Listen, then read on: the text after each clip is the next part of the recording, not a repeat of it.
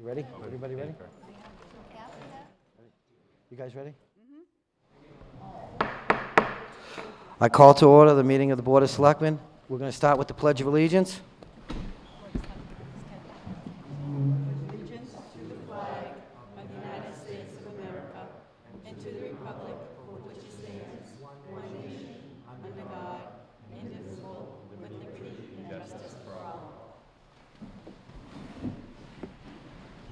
Okay, before we get going tonight, if anyone is recording, you got to just let us know. I'm not seeing anybody. Okay. So we're going to start out with Selectmen's comments. No comment at No this comment? time? No comment at this time. Nothing at this time. I just want to mention to my fellow board members, the Charter and Bylaw Review Committee met this afternoon.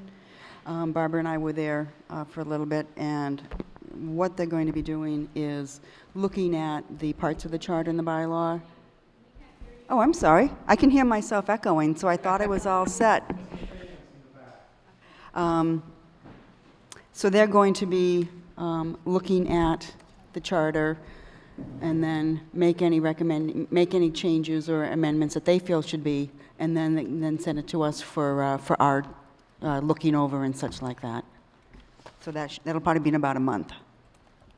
Just from the addendum. On the addendum. Okay, that's, I'll get it. I got it. If I may still have the floor. There's one here. Our planning agent, Tracy Murphy, would like to announce that the period for comments for the town's updated Winchendon Open Space and Recreation Plan is coming to a close. A link has been put on the website for the public to view. You may reach out to Ms. Murphy at 978-297-5414 if you have any questions. The document will be finalized in September. And that's all I have. Thank you. Okay, so now we open up for public comment. If anyone has anything to say?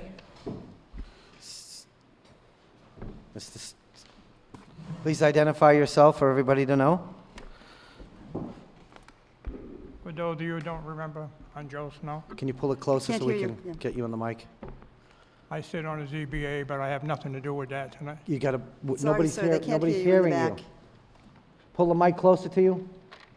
Oh, I'm sorry. No, the mic. No, Pull the yeah. mic closer to you. You have to be about an inch away from it in order for it to pick up the best. I can't hear good. I'm having problems in here in this building. Many months ago, I started looking into a law that I was curious, and it's coming to a head. And tonight, all I need is a yes or no from each of you after I explain it. As you know, this board appoints people to different boards, and you reappoint them when their time is up. And if we goof up enough, you can remove us. So my question is, do you believe that we're under your supervision? What's that? Yeah. Do you believe that we're under your supervision as a board? Do I believe, Does the board believe that Board of Appeals is under your supervision? Yes. If you can appoint us, you can remove us. I would assume, you're our boss, and what does the boss do? Supervise over it, right? I would believe that the Board of Appeals is their own board, and they do make their own rulings, but there is a chain that comes up to the Board of Selectmen if it appeal. So I don't know if that answers what are your you question. saying, yes or no? I'm not sure. How's that? Do you want me to? Yes, please. Do any of you have an opinion on it? If I could give you my opinion, I'm always willing to give people my opinion. I would say that the Board of Appeals has some level of autonomy from the Board of Selectmen, from their appointing authority, unless they act in a manner that is detrimental to the town, then they could be removed, but they have to be removed for cause. They can't be removed for just a decision that they made on a particular Well, I know appeal. in the past, the board, this board, has removed people from the planning board as well as the ZBA board. For what purpose, though? I have no idea. Well, that's generally it's for cause. That's why I but wanted not- to know if they felt that they supervise over us, which I think they do. Well, for instance, if a member of the Board of Appeals or the Planning Board did something improper, the Board of Selectmen could remove them. If they weren't attending meetings, the Board of Selectmen could remove them. Something along those lines.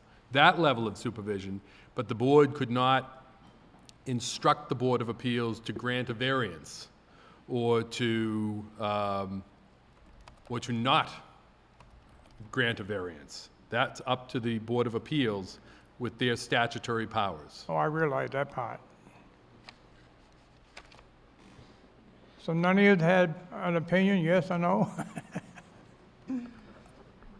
Like I said, I don't really have an opinion on it. I think, if something detrimental happens, then we would act upon a member. But for the most part, they are autonomous. They're put in that position to do a job, they volunteer for it, they read up on it, and they go about their business. Unless they do something that's detrimental to the town or that could cause us harm, or they don't show up for meetings, then it would be up to us to remove them. But I would not micromanage them myself, let's put it that way. All right, I won't take any more of your time. To the town manager through the chair, and I apologize to everyone because I should know this. The Board of Appeals is appointed by who? I believe it's appointed by the Selectmen. By the Selectmen, okay, and I think that's where you're coming from, Mr. Snow. If we appoint them, do we have any authority over them? Is that what you're asking? Yeah, you appointed, you reappoint us when our time is up, Okay, and I know if somebody goofs up bad enough, you can remove them. That's why I feel we're under your supervision. Who else supervises over us? You're the highest authority in town, right? I would assume so. Who else do we turn to? want to speak? Do you want to speak? Yeah. Mr. Chairman? Yes, Mr. Skanowitz. Mr. Snow, I'm curious, and you don't have to answer this question, but is there anything else you're looking for within this question? Are you asking us to remove someone? Are you asking us to appoint someone? What is really your reasoning for this question?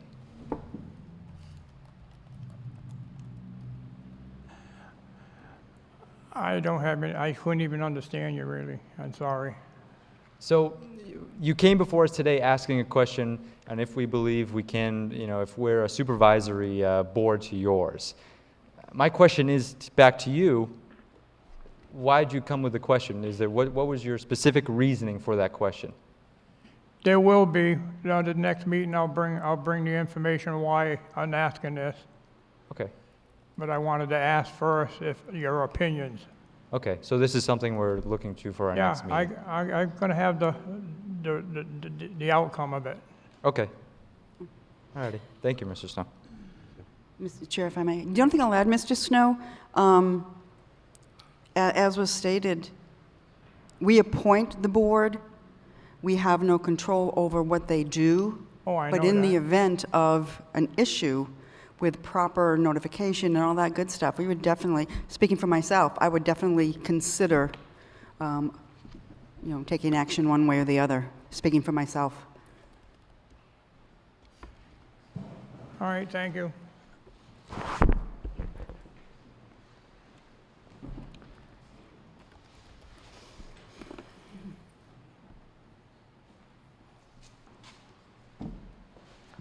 Good evening. My name is Lionel Cloutier, and I'm here as a resident. Can't hear you. You got to talk into the mic, Lionel. My name is Lionel Cloutier, and I'm here as a resident representing a group of people that have been trying to get a particular building on Juniper Street fixed, repaired, or something done about the drugs and that's going on there. I have a petition signed by 32 people that would like to have somebody look into it for us, please.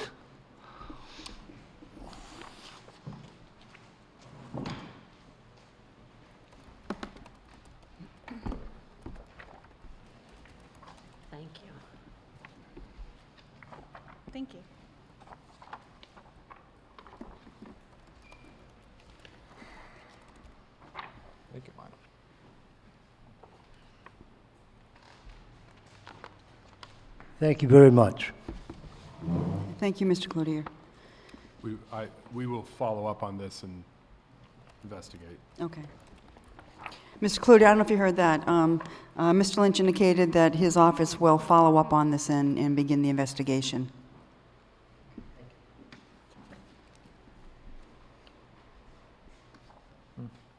Anybody else?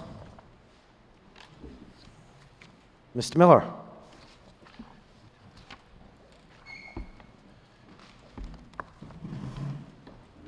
Yes, my name's Kevin Miller.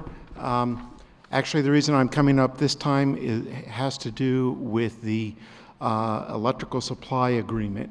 I just wanted to ask this question publicly. When I went on and read the supply agreement that the town is entering in with Colonial Power, I believe, it talks about the how people who currently have National Grid as their supplier will be part of that agreement. My question is, what about those who are using a third-party supplier at this point in time? If and how can they become part of that agreement? Well, the town is entering into agreement for the whole town. So everybody in town will be eligible to be on that agreement. If you choose to stay with National Grid or a third-party supplier, you can opt out. So you're allowed to opt out. But the aggregate bid is for the whole town. Well, it's not clear that that's exactly what the agreement says. I think Mr. If Lynch I might may, have more detail. If I may, and Mr. Miller and I had a conversation about this, and I addressed his question, but he thought it would be best if it was done publicly. Right. Again, in the interest of disclosure, I've not been involved in the Winchendon agreement with Colonial Power. That happened several months before I came on as acting town manager, and I do have a contractual relationship with Colonial Power in other communities. That said, I'm going to add to the question hypothetically for you, not as a spokesperson for anybody. The aggregation accounts, the accounts that are eligible for the aggregation program right now, when it's approved, are only those customers that are on the basic service of National Grid, not those that have chosen to go with a third party, an alternative. However, after the aggregation program is in place, if you have a third party, you can cancel that and then opt in with Colonial. The one question I don't, as I thought about that after you and I spoke, or actually as I sat here tonight, there may be a stop at basic first, drop the third party, go into basic, then opt in. So it might be a two-step process, but you can get in, but you just won't be, as the chairman said, you won't have the opportunity to opt out because you won't be put in immediately. Okay. But if you're not in, you can get in. Okay. I just want to make sure everybody at home understood that distinction. Thank you. You're Thank welcome. you. Thank you. Mr. Chairman, Yes.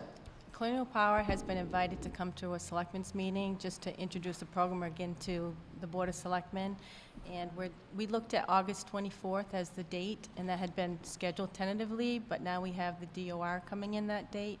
So the next selectmen's meeting, which we'll be discussing at the end of this meeting, your schedule, they'll be invited to come. So we're looking at tentatively the 31st. Yes. Okay. So stay tuned. Anybody else? Okay, not seeing anybody. Boards and committee department heads.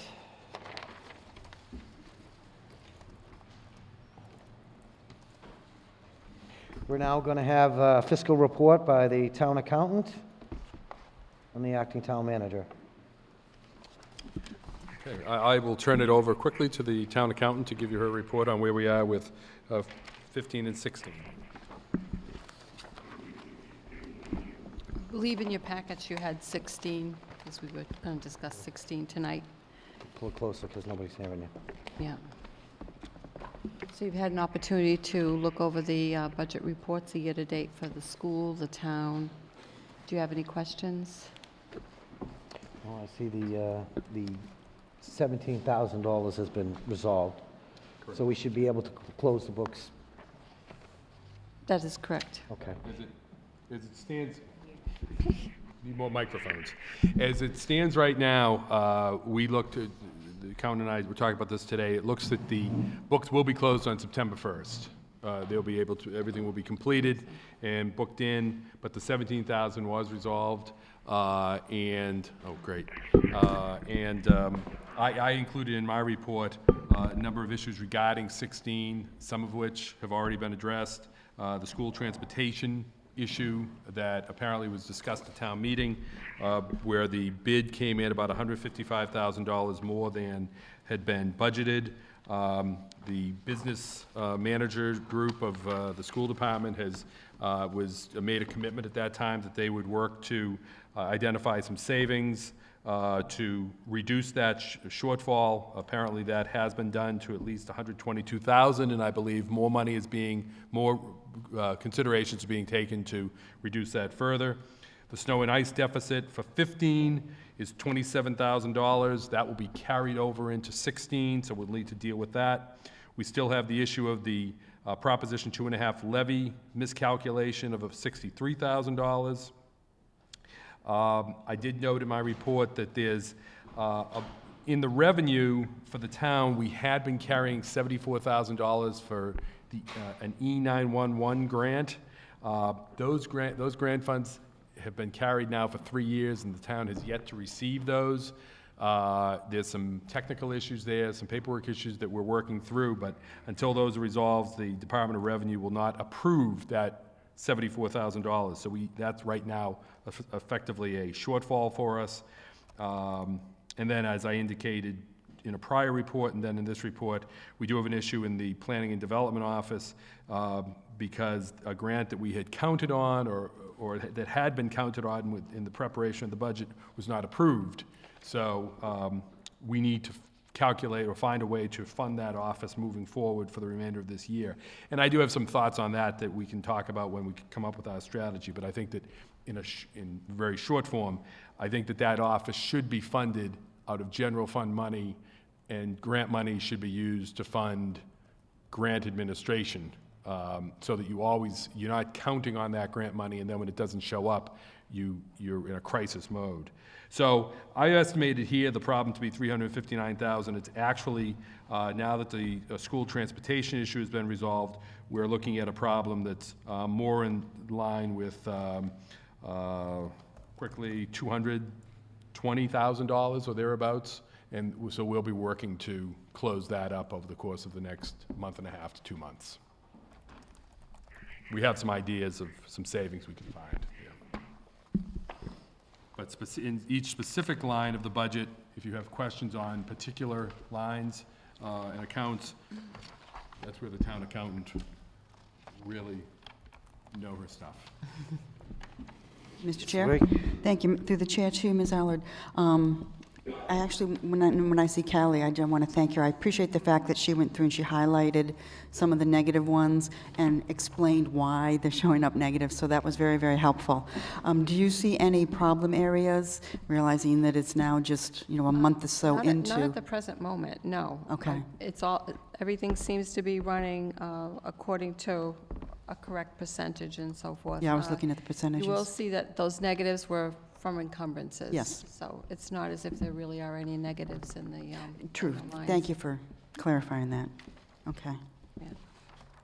So. Salad? I know that we currently budgeted in this year's budget to take care of the tax lien problem, to go after that. Right. Right. Is that something you're gonna, because it's been budgeted, obviously, on your side of the ledger, have we taken any action in that part so far this year? I'm meeting with the town treasurer, myself and Ms. Wright, who's been working on some of these financial issues with the town accountant.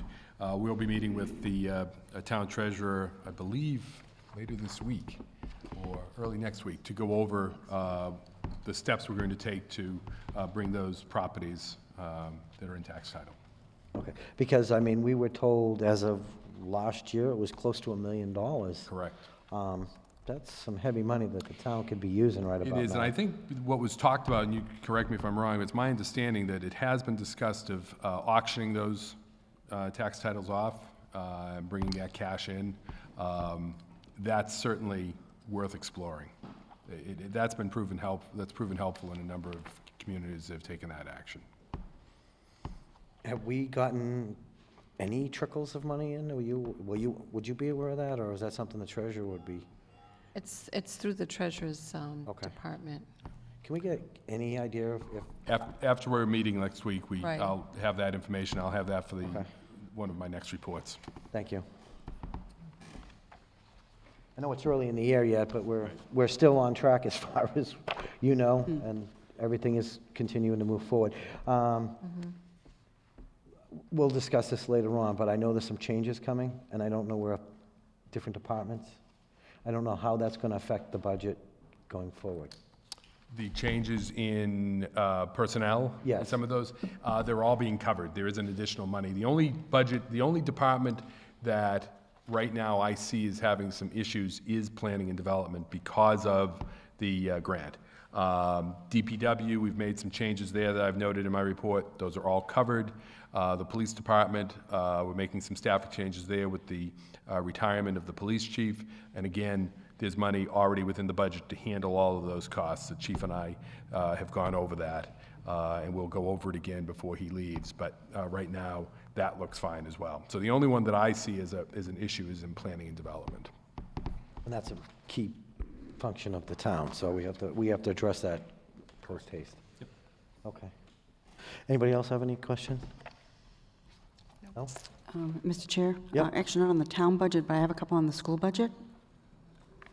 Okay. I noticed there are 1, 2, 3, I found 4 line items where, There's nothing budgeted, but there's expenditures against them. right, Correct. specifically page 9 is one. I've got page 9, the school resource officer, Correct. and then, like I said, I found 3 others.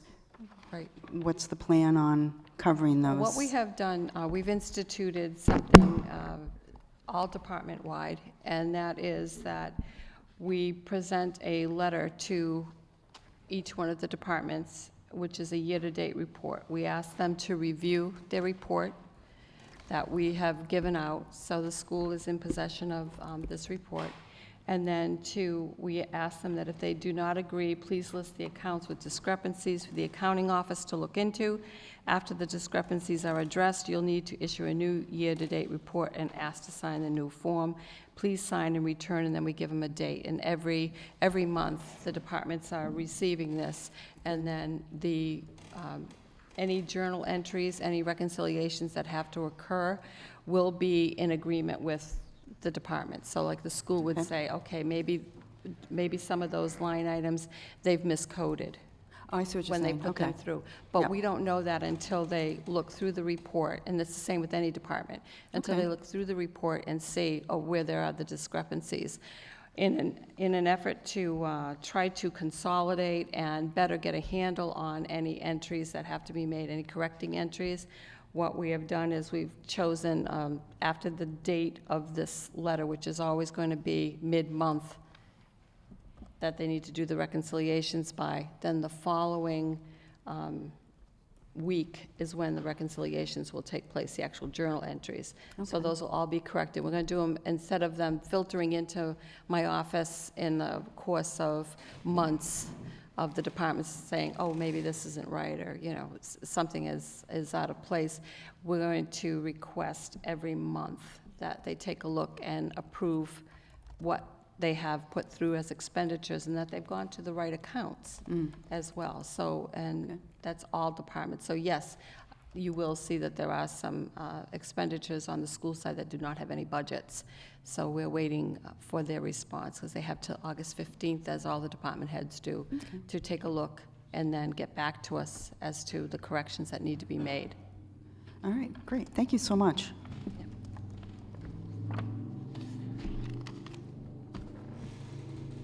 Anybody else? Questions, sir? Anybody else? No? I'm Thank you. You're welcome. Okay. We have a solicitation permit for a Tristan Benninger? If I pronounce that right? Can we give him the mic?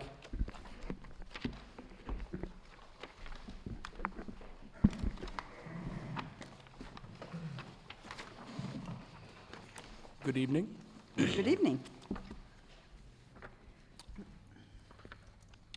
you explain what you... Oh, I'm sorry. Okay, yeah. My name's Tristan. I'm with Solar City. We're just going to be in the area soliciting photovoltaic systems to residents. There are solar panels that go on top of people's homes. It's an alternate choice to the power company. Okay.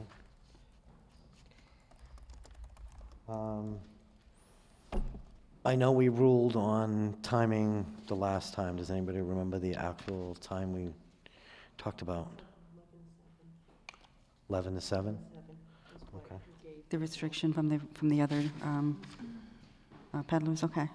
Peddler, that's an old-fashioned word. What has concerned people, and we bring this to your attention because I don't know if you watched the last meeting, is people going door to door at certain times. What we decided on was an 11 to 7 time period to allow you to go about your business. It was put to us that you have not paid your $25 fee yet? I was told I would pay after approval.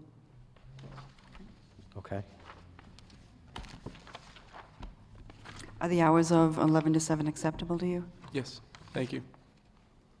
Can I get a motion to approve this gentleman for his license with the exception being 11 to 7, Monday through Saturday? Motion to approve and pending payment of the fee. Can I get a second on that, please? Second. Anybody discussion? Nope. All in favor, say aye. Aye. Aye. And the chair votes aye also. Thank you. Thank you. You're welcome. And the second one we have is a Christopher Chavo.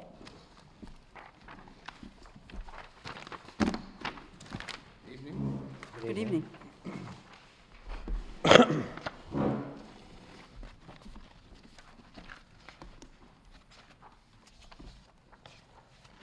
And you, Christopher Shivo, I represent Solar City as well. We're working with Tristan in the area. And there's not much more I can say that he's already said. There's nothing I really have to add. So you're okay with the 11 to 7 hours also? I am I'm actually relocating and will be a Winchendon resident before long here. good. Okay. Can I get the same motion that was just made for this gentleman? I note that the fee has been paid, so I move to approve with just the change in hours. Second. All those in favor, say aye. Aye. Aye. Chair votes aye also. Thank you. Wonderful, thank you. See you at your building. Okay, we have new business. Discharge of a mortgage at 68 Ash Street.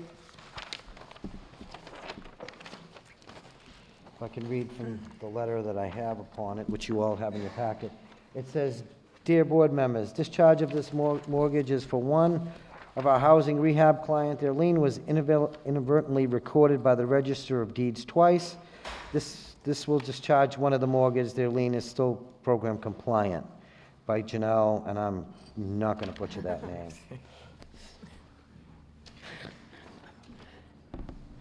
So can I get Want to just ask for discussion?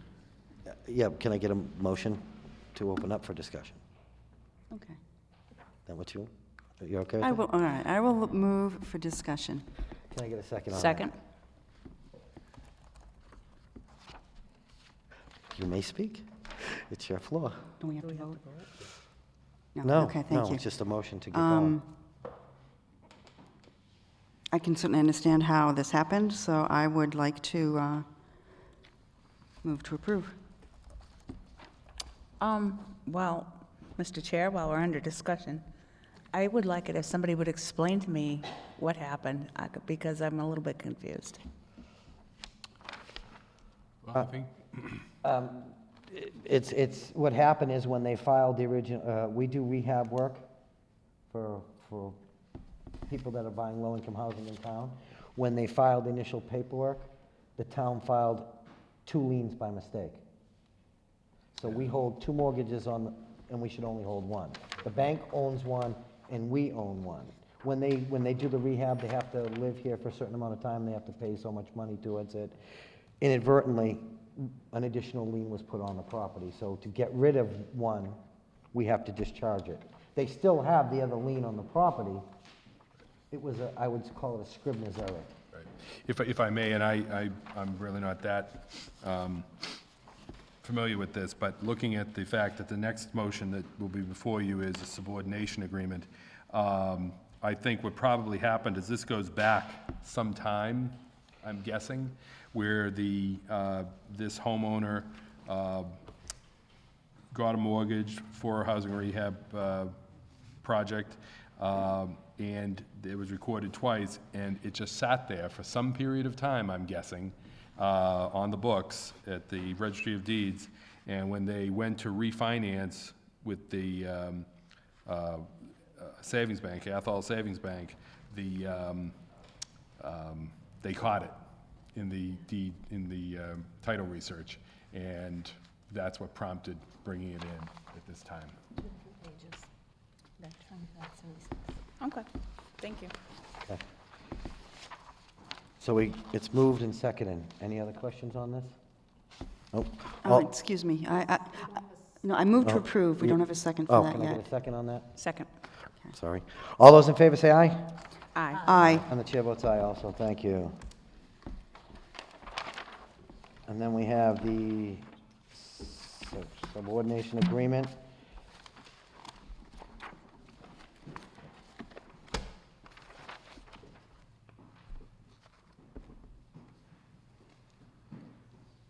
Mr. Chair, I'll move to approve based on the information just provided by the town manager.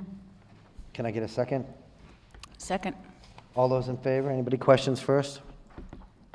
Not seeing any. All those in favor say aye. Aye. Aye. And the chair votes aye also, thank you. Okay, so next up we have Brandywine Farms. They're here to go over some information to us.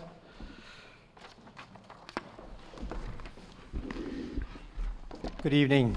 My name is John Mullen. I'm a senior advisor to Brandywine.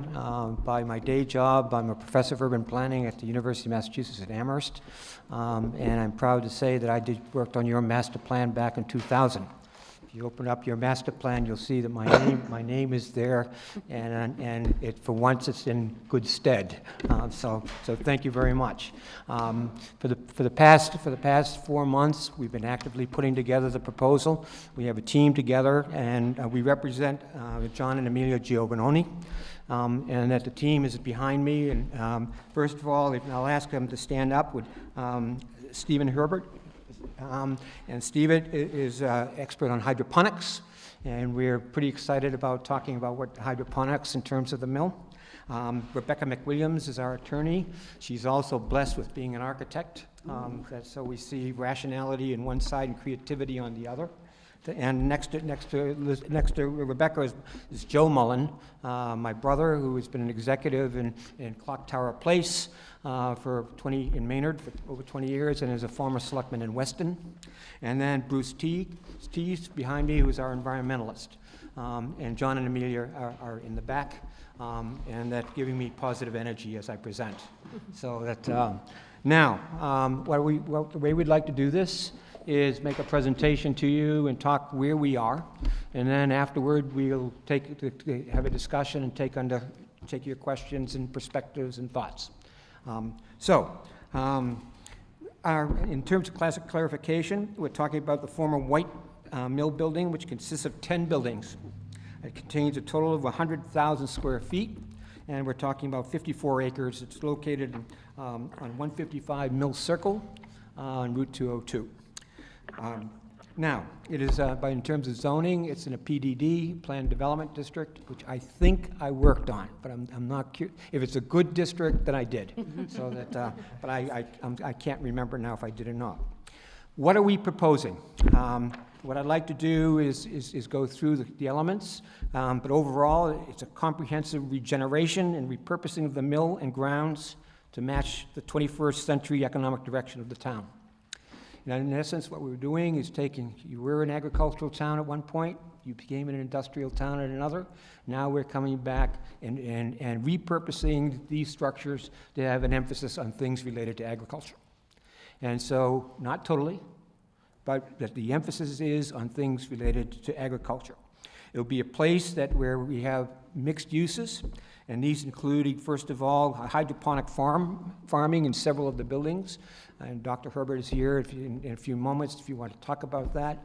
Already, I've been up there, and we see these heads of lettuce that are being grown internally, and you'll be quite surprised. I even had some. So that,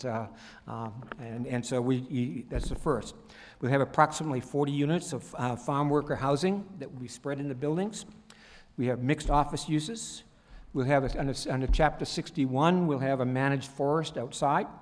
We'll be converting the dams for power to go back into the buildings and into the grid. We're going to have a solar farm.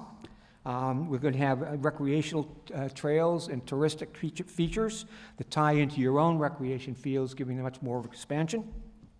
There will be possibly campgrounds on the property, daycare, a restaurant, and all in the town willing, and we come and have a historic room celebrating town history with a particular emphasis of children working in the mills and your toy heritage. And so we're willing to go and work in that. It's something that we think that would be a unique feature, understanding that tourism has been part of your master plan and would be something that this could be a contribution towards. And we're also going to be working on antennas to bring increased power, fiber optics to that end of town. As many of you know, the phrase that we use in economic development is be wired or be gone. You cannot have a 21st century operation without having first-class connectivity. So we will be working to do that, and clearly that connectivity will go beyond the mill yard itself, and will help the community as a whole. So those are the elements that are in there, and the sizes and the numbers and the square footage and the place are not yet determined, but all of those are in play. And that as we go forward, we'll be discussing them with you in terms of what the impacts are. Now, in terms of the planning, where do we fit within the town vision and your planning documents? We've gone through, Attorney McWilliams and myself have gone through all your planning documents, and we found and looked to make sure that we're compliant. And we're a virtual match for your vision. We're a virtual match for your goals, and also in terms of your objectives. I have to admit to your planning board, your town planner, that you've done a remarkable job in taking the goals and objectives from that original plan, updating them, and commenting on the progress that you've made. I happen to think that you ought to be celebrated for that, because what you've done is kept your plan alive. You kept your plan alive. And that is something that is really quite significant. And as you go forward with your new plan now, I think you have a tremendous foundation. And each point we went through to see, and in this, the revitalization and regeneration and repurposing of this mill matches where you're going. So that's the first. Secondly, we match your zoning. Normally, when I come into mill towns or towns with a mill heritage, the zoning is way out of whack. You usually have something zoned for heavy manufacturing. And indeed, when that happens and coming to town, we know at least 6 months of zoning, painful rewriting of zoning takes place. Here, we have the planned development district in place. You are a right to farm community. And again, you've put it right up there almost as a mantra and said that we want farming here, we want agriculture, and we will do our best to accommodate it. And indeed, that comes right out. We're looking at your plans and your directions that you go, and you match the state's smart growth principles. And here, what are they? Build on the existing settlement pattern. Build along existing infrastructure systems. Protect the natural resources. Be energy efficient. Clean the environment. Protect the local heritage, and emphasize sustainability. Each one of those we can check off as saying, in effect, that we're there. Also, in terms of your green principles, green energy, we are going to be using hydro, and indeed bring that hydro back into, as I said, into the mill yard, and also hopefully into the grid. We're looking at solar right now, and also possibly thermal. And so at the end of the day, that we hope to have these energy savers in there that would benefit both ourselves and possibly the energy bills for people in Winchendon. We will do whatever we can to maintain the historical part of the mill. And we've called out for assistance to Mass Historic.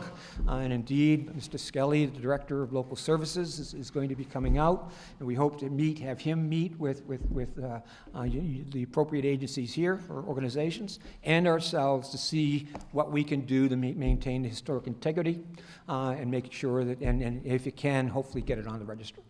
So that would be something. We contacted him, and he will be coming out. One of the questions we often get is whether or not what does this mean in terms of the town. And the number one question is, will this generate jobs? And the point that we make is that the emphasis on employment will first be oriented to people in Winchendon. First crack at jobs will go to people from Winchendon. Then we'll move through the region, and finally we'll go and put it out for the general public. And so, in effect, what I'm saying to you is that we believe that we don't know the total number of jobs that are going to come. That's going to depend pretty much in terms of the types of businesses that emerge. But we do know that there will be a significant number, and that will benefit the town quite nicely. Now, where are we? I'm going to go through a little bit of detail here without trying to bore you. Everyone asks when we work in mill yards, where are you with brownfields? Because virtually every one of them has some degree of contamination. We've done all of our appraising. We're now in the assessment stage, and we have the definition of the scope of cleanup action that has to take place within 2 weeks. I'd like to rephrase that. In a short time, it's summer. But we would hope that it would be in the next 2 weeks. In terms of the dam, we're working in the emergency response right now, and we are putting out bids for somebody to come in and bring it up to standard, and we're moving quite quickly in that end. The building code, which is always an issue in old mills and is really can be quite a problem. Thanks to your building inspector and Attorney McWilliams, we've met on this, and I think we're pretty close to being compliant in terms of what the needs are, and we're moving forward on that. The electric system, we're happy to say that National Grid has come in, is assisting us, and has agreed to make this project a pilot project, which means that we'll be able to get state-of-the-art energy assistance and hopefully a way of lowering the energy costs in the mill. And we're very grateful for that assistance, and that's something that just recently happened. In terms of the water system, we are working with the Rural Development Administration in terms of coming in and creating a new water system for the mill. How extensive that is going to come up to discussion.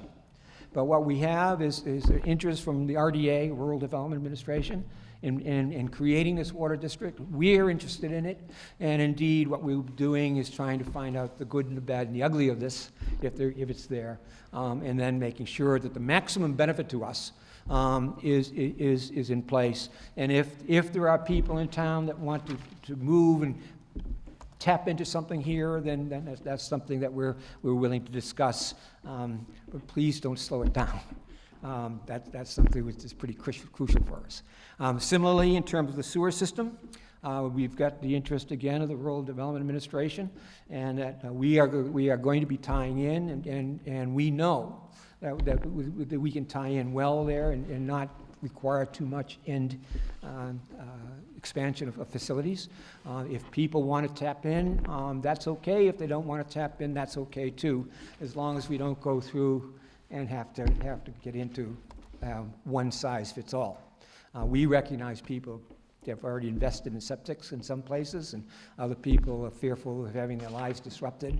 And okay, that's fine. Just we hope we can go forward with ours and create contingencies, if you will, for people down the road. So we see that. In terms of the antenna for fiber optics, our study is underway right now, and we're going to we'll know within the month, we expect, in terms of what that means for us and what that means for the town, and we'll come back and say, look, you're going to have improved connectivity in that part of town because of this, and that may be a substantial benefit. So then finally, we'll get the historians together and find out where that's going. Now, we've been able to tap into state resources. We've already tapped into, we've got federal resources, and we've got local. At the state, we've got Mass Agricultural Resources, the Department of Energy Resources, and the UMass Energy Center all participating with us. At the federal level, we've got USDA, Department of Agriculture, and the Rural Development Administration helping us, and we feel pretty good about this. And finally, and perhaps most importantly, thank you. You don't know how important the TIF, Tax Increment Financing Agreement, is.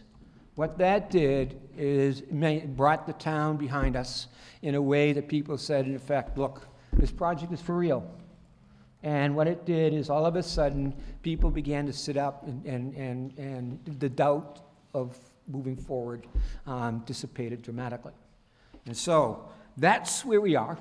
And we've got a heck of a lot more work to do.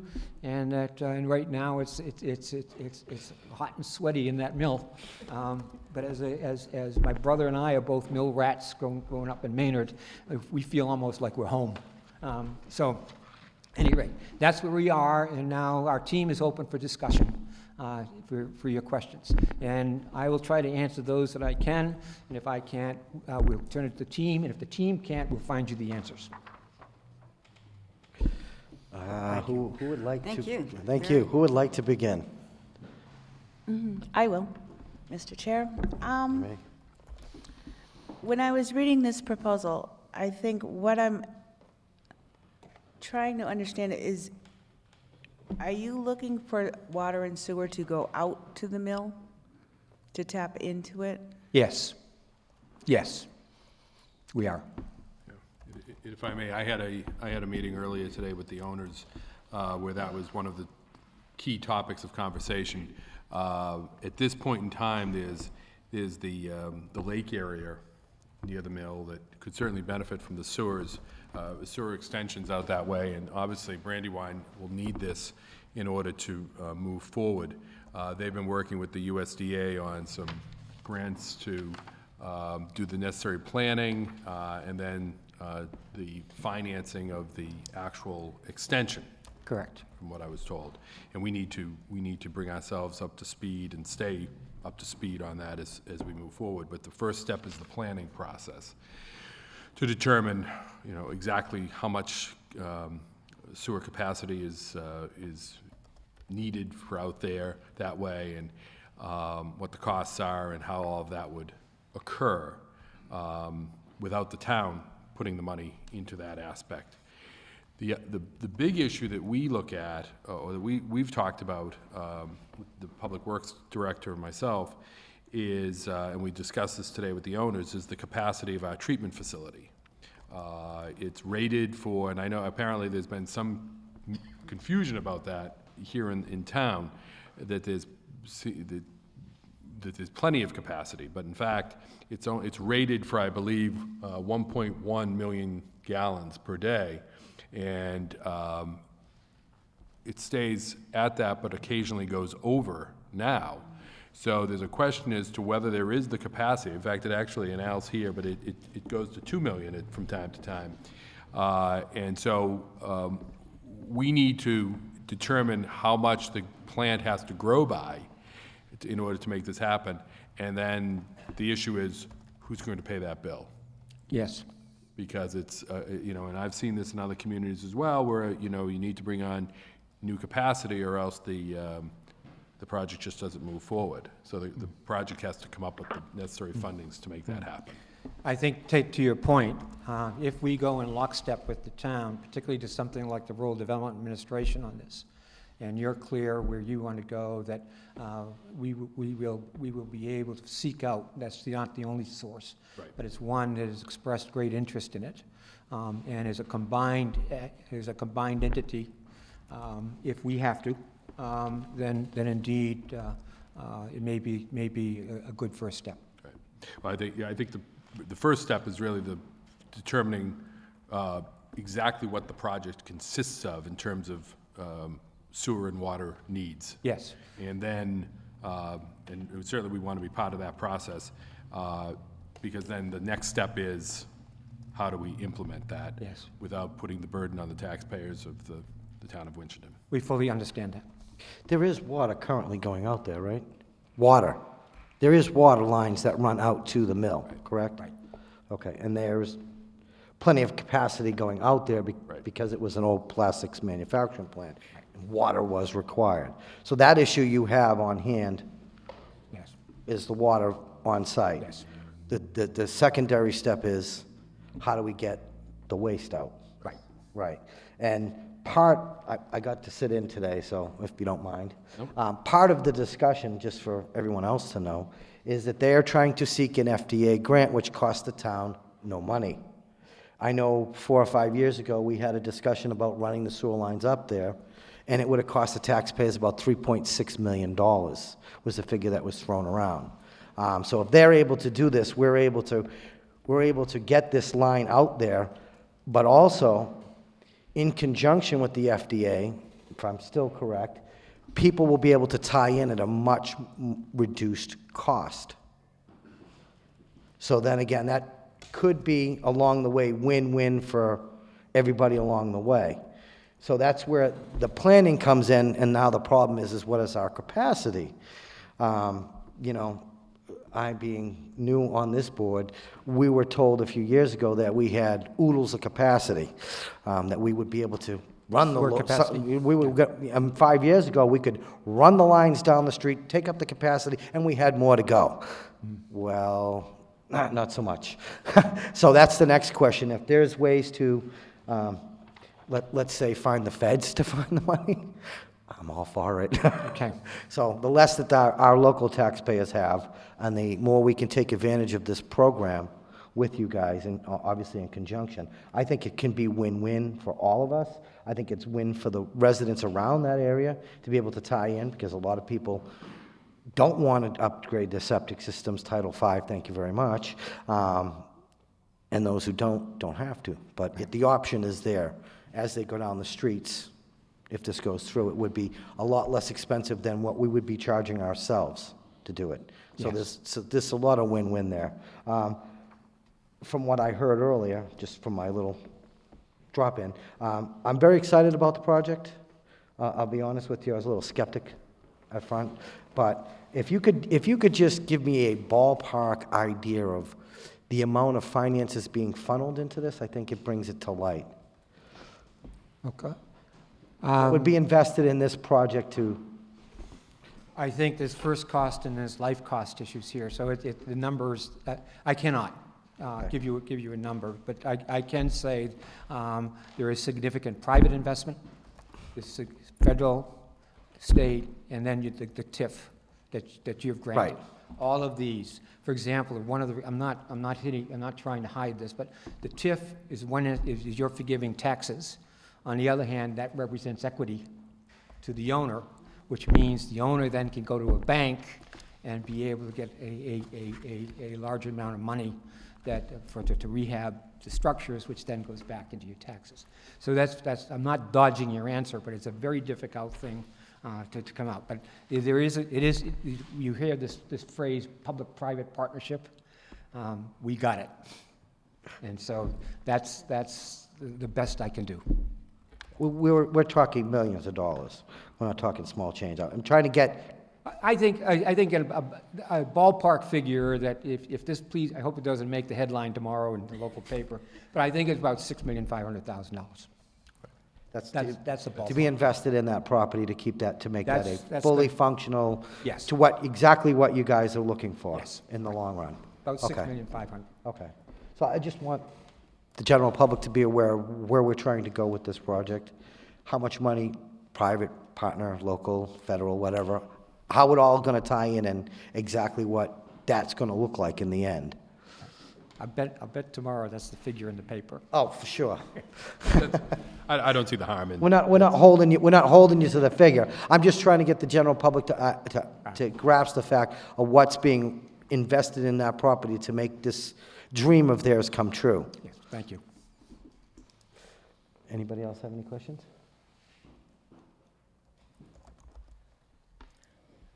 Thank you. Oh, I'm sorry, I had to think about it. How many housing units did you plan on having? How many there? housing units? Yeah, I think it's about 40. about 40. Yes. Plus a restaurant, Plus a restaurant, plus the farm. plus a farm.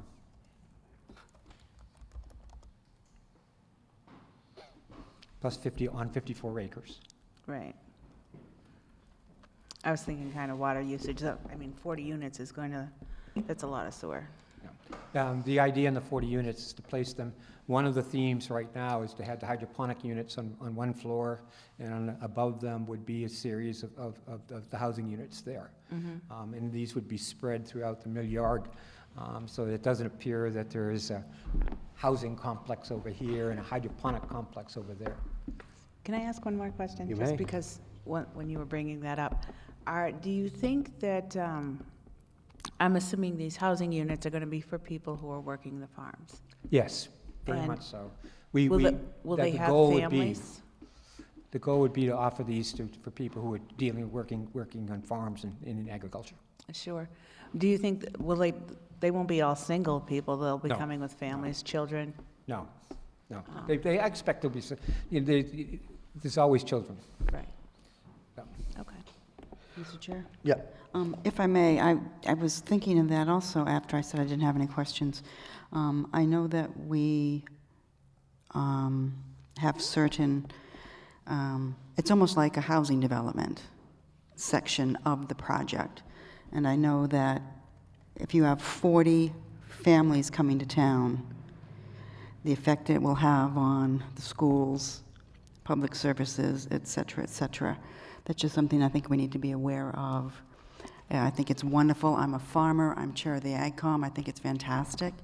But we need to keep our eyes on the whole picture and also look at what effect adding that many new families to town will have. We do an awful lot of fiscal impact analysis of this type of housing and how many children that you can expect to go into your school systems. And if asked, we would put that forward. There are some dramatic changes. So many towns still think there's a Leave It to Beaver family with a mom and dad and 2 kids. It's now a mom and a half a dad, or the other way with 0.9 kids. Yeah. So that there is, but it's a legitimate question. And then coming in with the fiscal impact, I think we'll see that it's positive. Great. Thank you. Well, I mean, just based on the old theory, that would be 80 children coming into the school. No. 40 units? No. No. I'm Leave going it to beavers, not mine. No. I'm going by the old numbers. Yeah, the old numbers, The old numbers would be about 80 children. Yeah, if you had 40 families If with you 2 had 40 children family each. with children, which, that's a number. Yeah. But I will step back from this role to go to the other side that I was on. That would almost be close to about $700,000 into the school budget. So that would be, and there's capacity. So there's lots of capacity in our schools. That we have. So that would probably be a bump. It would also help maybe revitalize some younger families to move in or bring them in, and maybe they'll move into bigger houses. Yes. So there's the potential there for the growth. I don't particularly look at the negative on that. I look at the positive side of that. Oh, I didn't mean to make it as a negative, just something we need to be definitely aware of, that's all. It's a fair question. Yeah, but yeah, I look at that number. Just for your question on the water, the mill made plastics, where great demands on water were used. I bet if you looked at the amount of water that was used prior to what probably would be estimated, you're going to be close.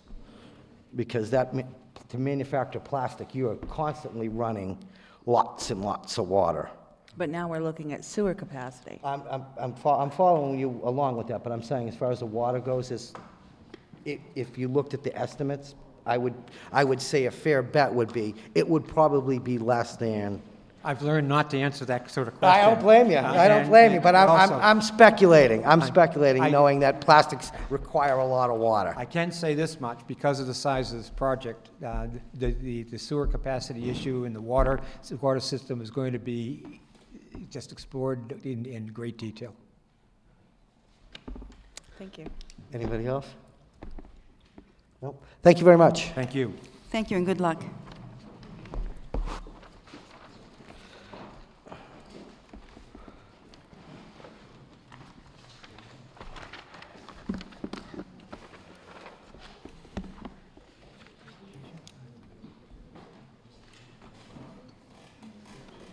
It's not.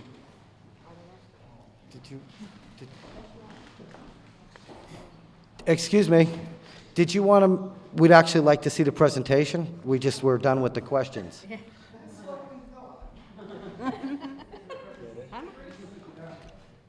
We're done with the questions. We'd like to see the presentation.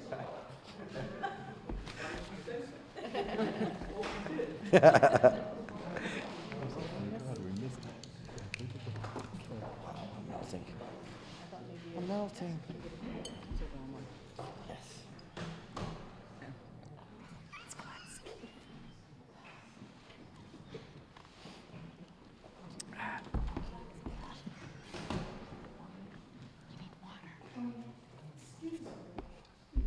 While he gets ready, I just wanted to say to you guys that one of the buildings that we're doing, Building 7, we're gonna make that more a 55 and older building, and we are doing a daycare on site, through the USDA. So the nonprofit portion of what we do, we'll have a daycare there for kids, in one of the oldest buildings. And the campgrounds will have something a little bit better than a bathhouse. It will be kind of a spa-like, and we'll be looking for someone local to do this, and maybe we can incubate a business. And the commercial kitchen that we're building, if you go to Greenfield, it's $40 an hour for you to use it. Because we're going to do it under the nonprofit, it's $10 an hour, and you clean up and under supervision. So we're not looking to impact services in a big way. We look at the units in 3 and 4.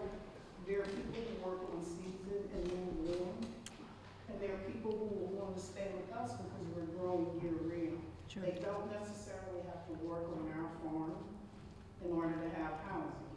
And you don't have to necessarily be a farmer to get housing.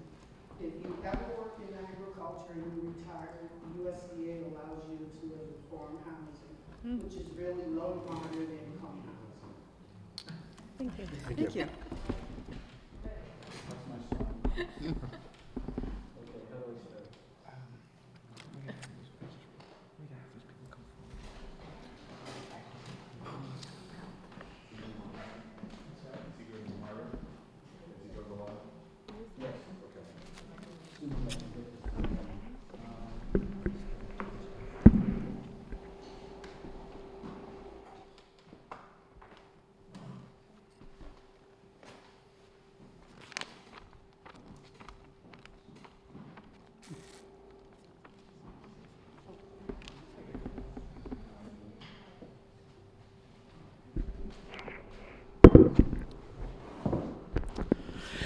Thank you.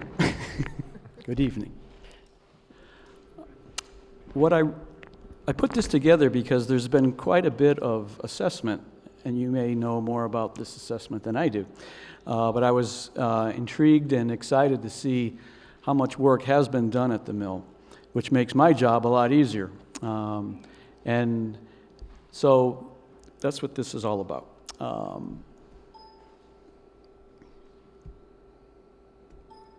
Okay.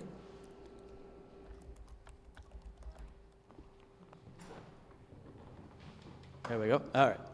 So you all know that it was constructed in 1860, and 19th century mills were obviously famous for using water. and this one's no exception. White's Pond provided hydropower to the mill, probably early on just as mechanical power. And then as we got into the early 1900s, it probably transitioned to an electrical generation, which I believe is what's present now in the water wheel. But early on, as White's Mill and Nelson's Mill, blue denim was manufactured to 1960. And then the plastics industry kicked in. Ray Plastics from 1960 to 1992, Milet Corporation from 92 to 2011. And then the mill kind of went quiet for a bit until 2015 when the Giovanonis came on the scene and Brandywine took over. This is a 1913 site plan that shows the penstock, which is the canal that goes from the pond in that large circle to the water wheel, and then the tail race discharging from the water wheel into the outlet stream. South of that is the pond spillway, and that stream winds its way underneath what's called Building 7, the southerlymost building, and then winds its way north before discharging underneath the road there, Mill Circle, and then into the north branch of the Millers River.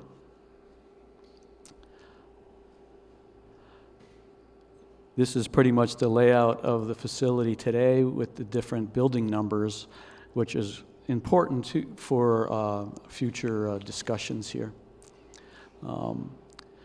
So the mill basically caught the attention of EPA in about the mid-1900s when the Millers River became very center stage with PCB contamination. So throughout the entire watershed, the EPA had issued the requirements and hired their contractors to go out and test all the different streams, looking for why do we have so much PCBs in the Millers River.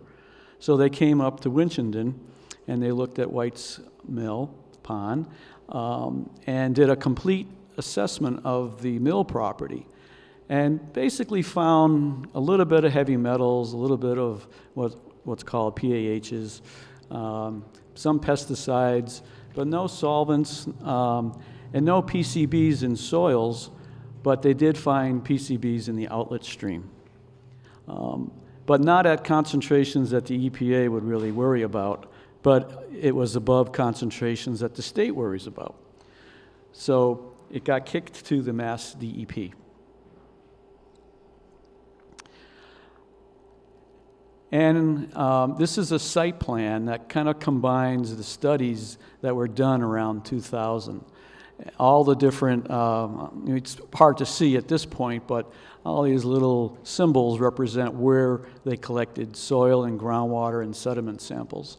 And for the most part, the contamination was found west of the mill in the stream, in the outlet stream, after it went underneath the mill, and when it discharged to the north branch of the Millers River. This is the area that we are investigating right now, and I'll talk about this in a little bit, but I just want to refer to this site plan because it's a good one.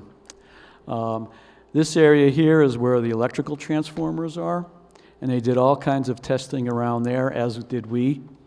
And this area here was what they had concluded was the source of PCB release that went into the sediments and impacted the stream sediments.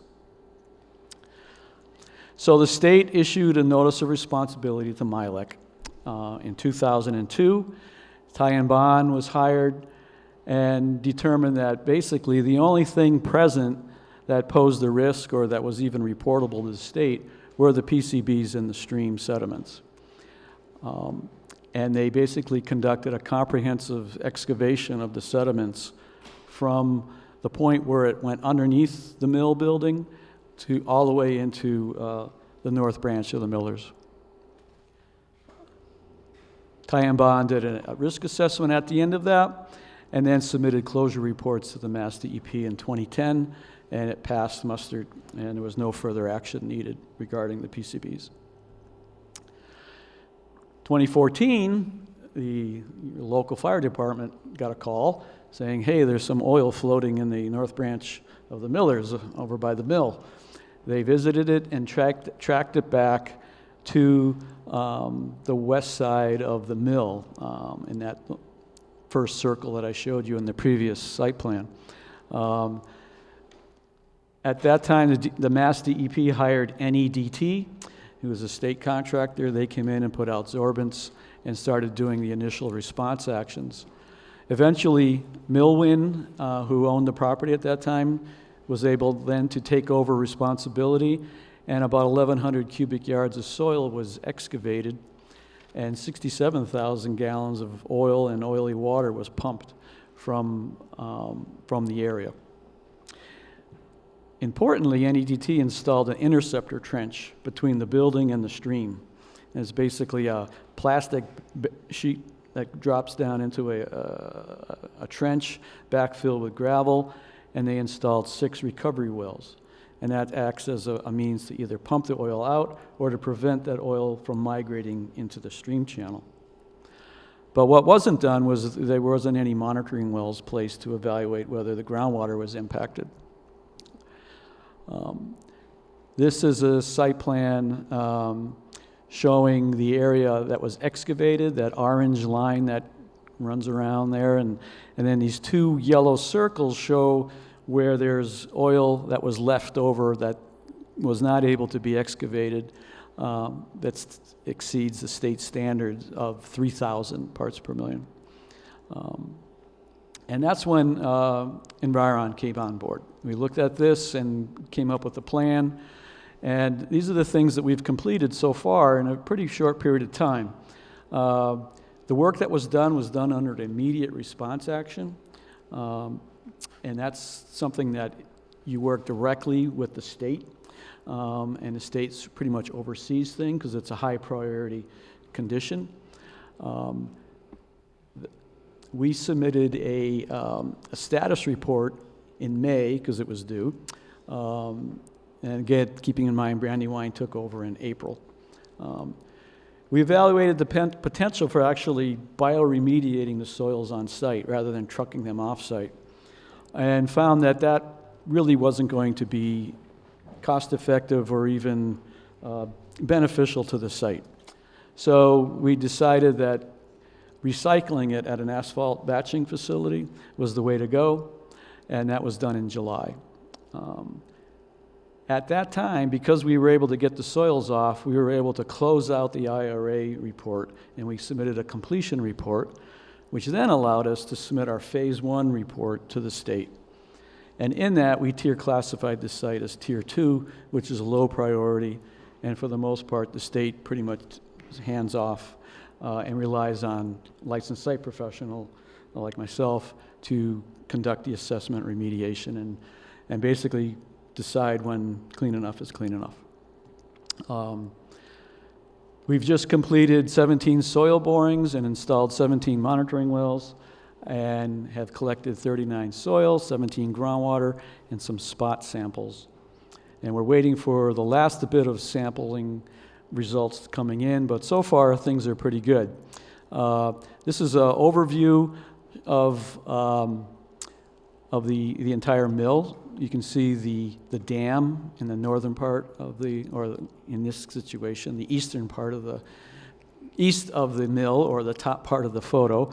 The spillway winds its way down, goes underneath the southern building, which is Building 7, winds its way around, crosses Mill Circle and into the Millers River. The blue dots are where we put in our monitoring wells. Taking into consideration, we have a septic system on the left-hand side and another septic tank on the right-hand side. That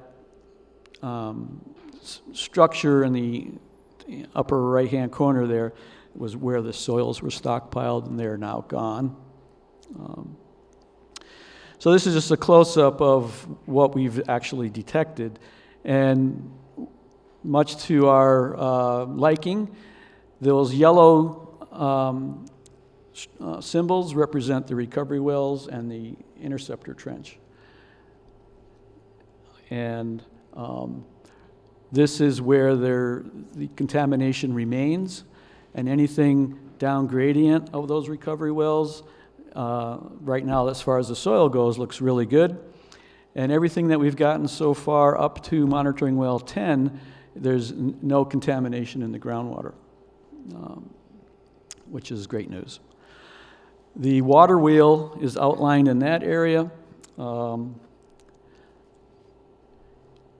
That seems to be the source of the contamination. The oil that's there is kind of a unique critter in that it looks to be mainly lubricant. There's hardly any odor to it. It's non-volatile. It's transparent or translucent. It's like a yellowish color, almost like the yellow on that circle. And what is the advantage there is there's not really a risk to vapor intrusion. So if this was diesel fuel or gasoline or solvents in that location underneath the building like that, there could be an issue in terms of vapors getting into the building. But this kind of material, this has probably been there dating back to the 1800s. It's not something that is consistent with a heating oil product or cutting oil. Cutting oil was never used on the site. But probably what was on the site was machinery that needed lubrication. And we're still doing a forensic evaluation of what the actual compounds are that are present. So before we get to the point of deciding whether there's human or an ecological risk or a need for remediation, or whether things can go through a risk assessment and say there's really no risk, it can stay as is, we put together a conceptual site model that says this is what we think right now based on the information we have. So it's the contaminant of concern is the lubrication oil, the disposal site areas, that yellow oval that I showed you. Depth of groundwater is 7 to 9 feet, depending on time of the year. And the expected flow is either directly west of the building to that outlet stream or to the north. There's evidence right now that suggests it could be going to the north as well as to the west. We're not going to know that until we survey the wells we just put in and triangulate groundwater, and then we'll know exactly which way groundwater is flowing and at what rate it's flowing. At this point, it would seem that the Weeping Dam is greatly encouraging the movement of water underneath the building, and therefore has the potential of carrying that oil to the stream. So that's going to play an incredible role as to whether we think good enough is good enough, or no, we have to take care of this because of this substantial flow of groundwater. The interceptor trench seems to be doing its job at this point. Next step is to survey our wells and confirm the flow direction and the rate at which things can be transported. Determine the flow direction and pinpoint the area of contamination with maps. Determining if oil is in fact entering the stream. The maps will actually be very important. It'll tell us exactly where things are going, so we're not collecting a surface water sample every foot on the stream. We'll be able to pinpoint where it's discharging. And then conduct an ecological and human risk assessment. And so to speak, if the rabbit dies, then we have to consider remediation.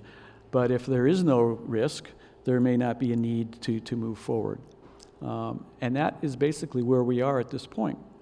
Some pictures of the facility that you all know very well. The picture on the left shows the area that was excavated, and those black tubes sticking up are the recovery wells. We just put out a new boom. You may have seen a bright white sausage sticking in the water right now.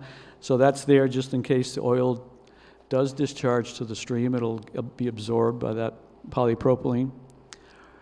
Some relatively interesting pictures. This is the penstock entering the water wheel on the left, and this is a picture inside it.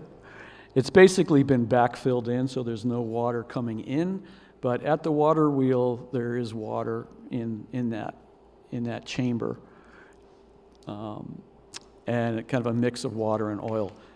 The picture on the right are the gears on the top of these two cylinders, which it's hard to tell. I've never seen a structure like this. Usually on some of the older mills, it's just a water wheel that turned a belt, that turned a crankshaft, that turned the equipment. But this almost seems like it could be something related to electricity generation. And this is what it looks like underneath that building that has the oil underneath it. There's no oil contamination in that crawl space basement area. It's migrating about 6 or 7 feet below the ground surface. So we're still trying to pinpoint where it's coming from. And that is what we know. And now you know what we know. Thank you. Thank you. Interesting. Any questions? Any questions on the presentation? I don't think so. Nope, not right now. I guess we'll wait for your reports. We'll There figure you out go. where we go from there. Yes. Thank you very much. Thank you.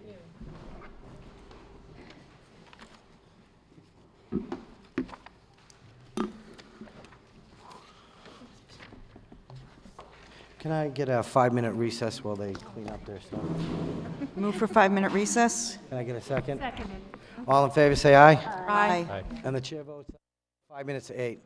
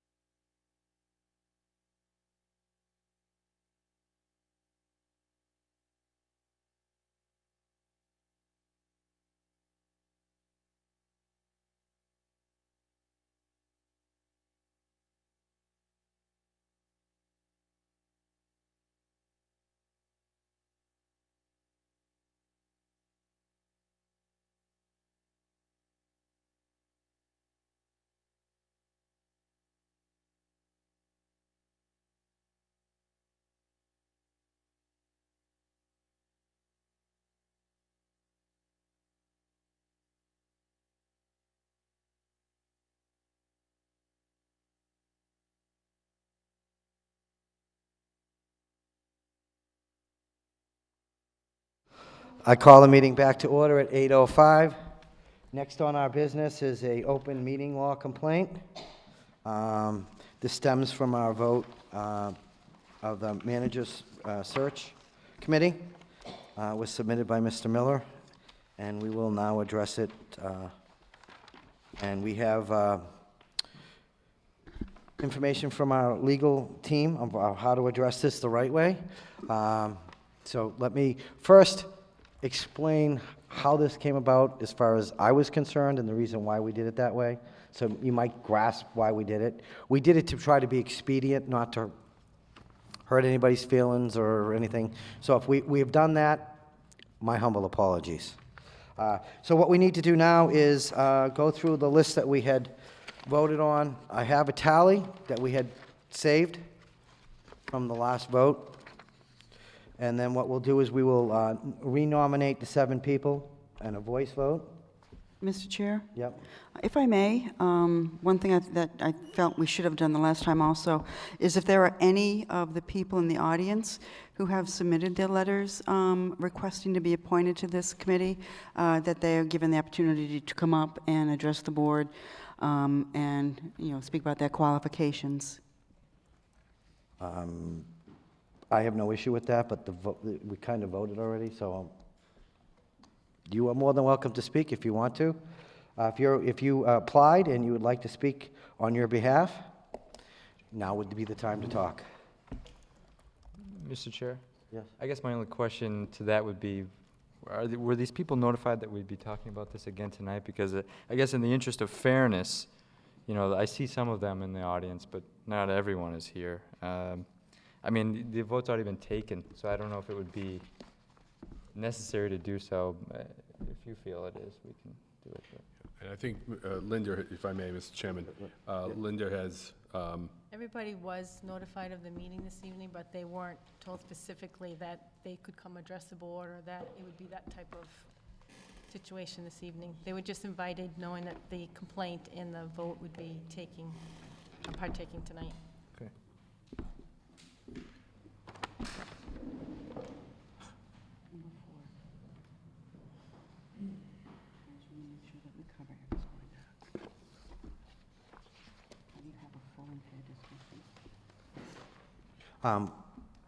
It's very simple. As we go through the votes, you can explain why you felt that way. My question is, one of the comments on the councils is that we have a full and fair discussion of the appointments. So I just want to make sure that we cover everything that we are required to do to correct this to everyone's satisfaction. Okay. Right, and so this is correspondence from town council. Right. It's not saying that we necessarily have to follow each of these steps. It's saying the board may follow these steps. I think we're covering most of them by making our votes public, and if we'd like to discuss it, if possible. That's fine. Yeah, if I may, just to sort of help get through this, as council went through and they've given their opinion on all of this, and they've been working with us on this, that they've just noted that the board received the complaint by Mr. Miller, that the board voted outside a public meeting to appoint the members, and the board has asserted that the allegations don't, fully, they improperly characterize the board's actions. In other words, there was no intention to do anything contrary to the law.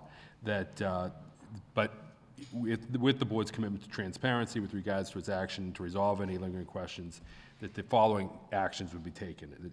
First, that each member would confirm in open session, individually, the 7 candidates that they supported for appointment.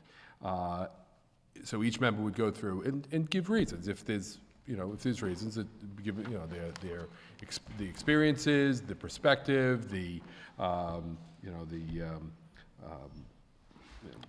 any positions perhaps that they've had, the knowledge that the people are fair and open-minded, whatever the case may be.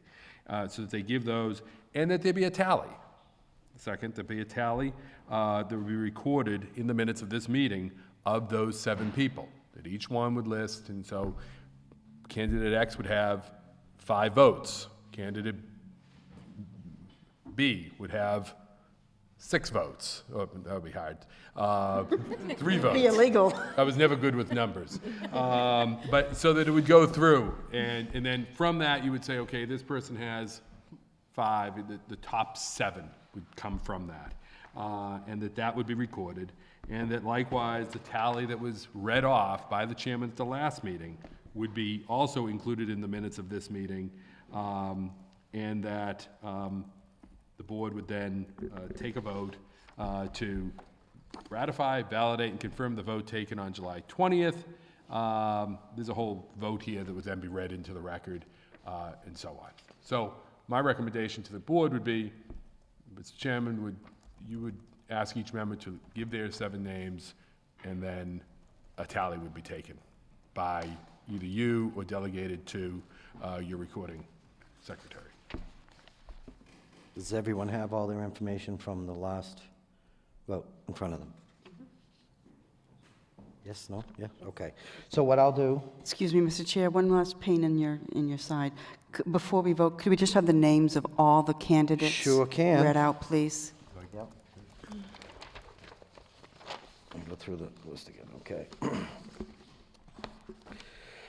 We have Garrett, and again, I'm butchering the name, so forgive me. Davio. Garrett Davio. Garrett Davio. Ruth Diamichis. M.J. Gallant. Bert Gould. Kevin Miller. Jason Morey. Jessica Murdoch. Felicia Nurseman. Bob O'Keefe. And Dave Romanowski.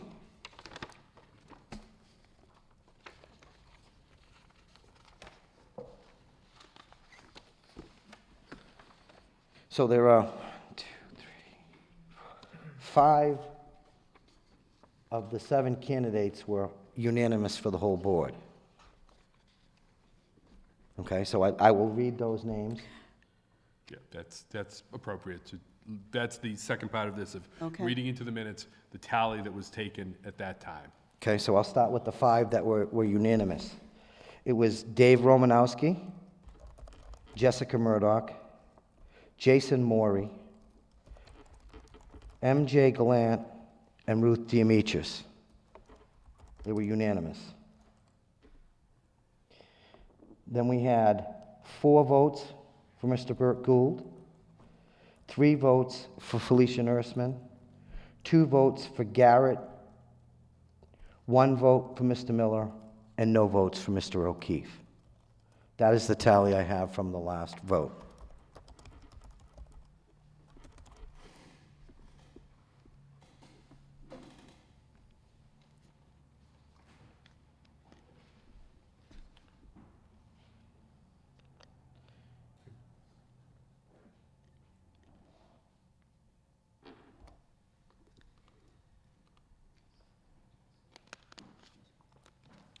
So I would ask each member to go down the list of people they voted for.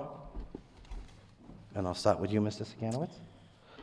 Okay, I voted for Garrett Davio, Ruth Diamichis, MJ, you said Gallant, but I'll say Galat, because there's no N in there. Okay. Bert Gould, Jason Morey, Jessica Murdoch, and Dave Romanowski. Mr. Bree? I cast my vote aye for Garrett Davio, Ruth Diamichis, M.J. Galat, Kevin Miller, Jason Morey, Jessica Murdoch, and David Romanowski. Okay, I did Ruth Diamichis, M.J. Gallant, Bert Gould, Jason Morey, Jessica Murdoch, Felicia Nurseman, and Dave Romanowski. Okay, I did Ruth Diamichis, MJ Galat, Burt Gould, Jason Maury, Jessica Murdoch, Felicia Nermsman, and Dave Romanowski. And I voted for Ruth Diamichis. If we could let them. Okay. You ready? Okay. Ruth Diamichis, MJ Galat, Burt Gould, Jason Maury, Jessica Murdoch, Felicia Nursman, Dave Romanowski.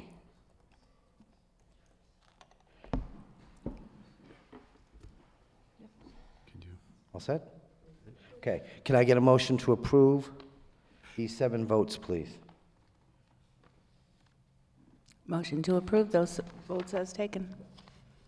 Yeah, there's actually, they recommend a Okay, so town why don't- council recommends a specific motion. Why don't you read it into the on record, this. please?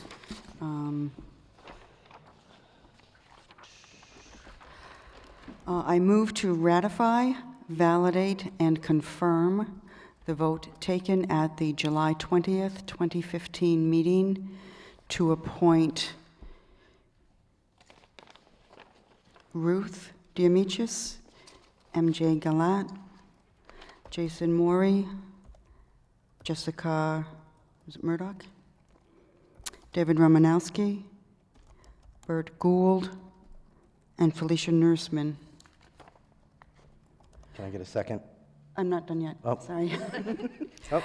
As members of the Town Manager Search Committee, and in connection therewith, to have the record of this meeting reflect that such appointments have been the subject of a full and fair discussion, and that such appointments are in the best interests of the town of Winchendon.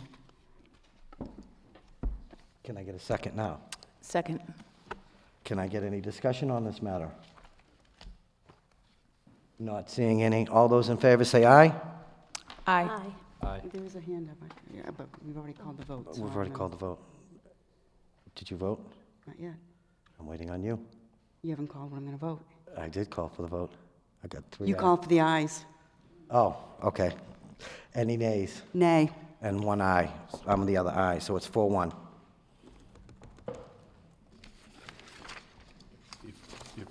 If I may, one other action that the Yep. board should take is... I need a motion, the board to authorize and direct the town council to prepare a response to the complaint to be forwarded to the candidate and the Attorney General's Division of Open Government consistent with this vote, and the vote to ratify, validate, and confirm the committee appointments.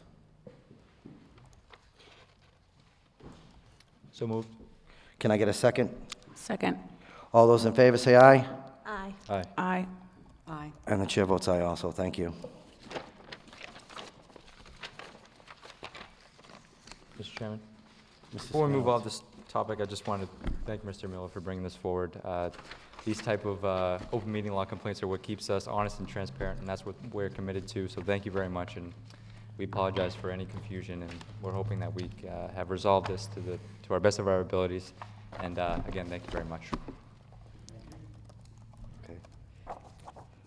Okay, so we're going, We have our, want to acknowledge her or not?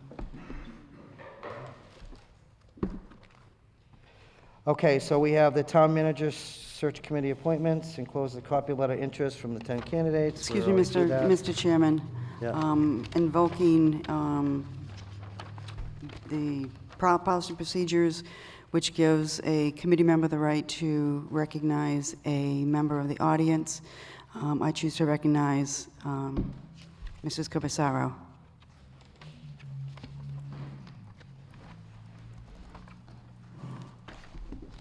My name is Janet Corbacero. I just have one quick question. When they have the meetings for the town manager search, will it be an open meeting? Can people come and observe it?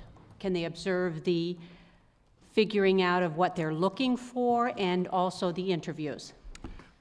Good question, thank you. If I may, this was included, in fact, in the proposal that I submitted to the Board of Selectmen. As you know, I under a separate contract, will be providing assistance to the town in the recruitment. The answer that I would give you to that is that the first meeting of the group will be open. I hope to have a discussion with the Board of Selectmen later tonight regarding their thoughts regarding the, what they would be looking for the next town manager. I'm hoping that we can schedule a meeting of this search committee that was just appointed and ratified to meet next week. That would be open, where we could continue to have that discussion. And likewise, it would be my hope, perhaps at that same night, and perhaps the best way to do this for for everyone, would be at that same meeting to advertise to the public that they could then come and give their thoughts, shared by the search committee, with regards to what people are looking for the next town manager. I would then, it would be my intention to draft that all up into a profile of the position that I would then bring back to the appointing authority, which would be the Board of Selectmen.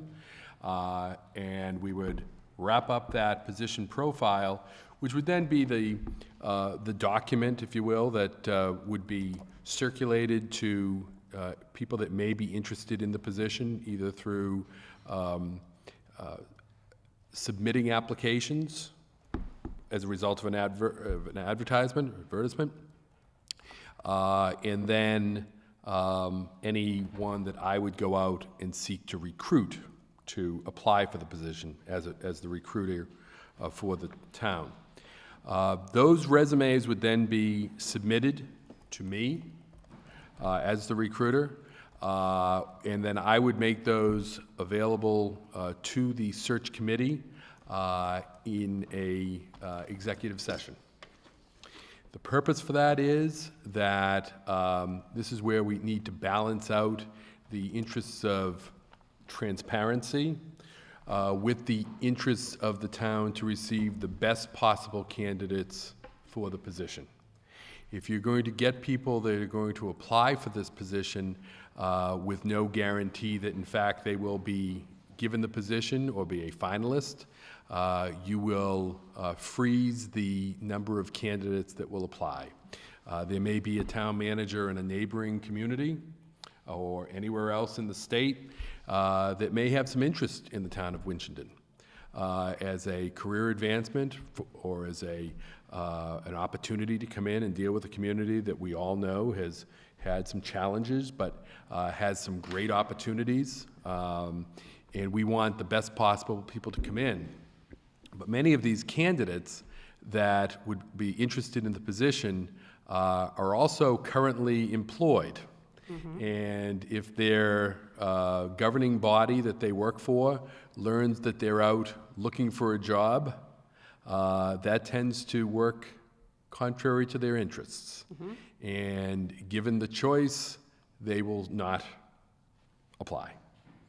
So, and I will tell you, and I'm going to tell the board a little bit later, that, you know, it's going to be a challenge getting people. It's a very challenging climate right now for people interested in, or for communities to find people to apply for jobs, for these jobs for a variety of reasons.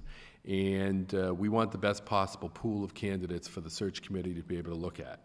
So the search committee, let's hypothetically say that we get 20 people that apply. I'm hopeful. Sure. We'll have 20 people that apply. I just finished a search for the city of Chelsea, where we received 35 applications, mm-hmm. Thereabouts, and of which 24 were qualified. Mm-hmm. Actually, that might be a bit off, but close enough. Close enough. Close enough. Actually, I think it was more like 15 or 16. And then from that, the search committee, in that case, which I chaired, narrowed it down to 7, I believe it was. We interviewed 7, and out of that, we got 2 finalists.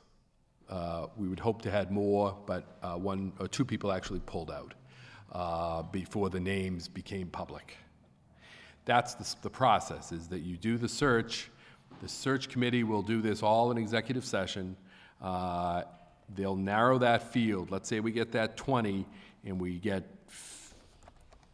12 that meet the minimum criteria, the search committee says, let's interview 7, they may interview 12, and they'll narrow it down to 3 to 5 finalists, and those 3 to 5 finalists' names will go public, assuming they agree to stay in the process.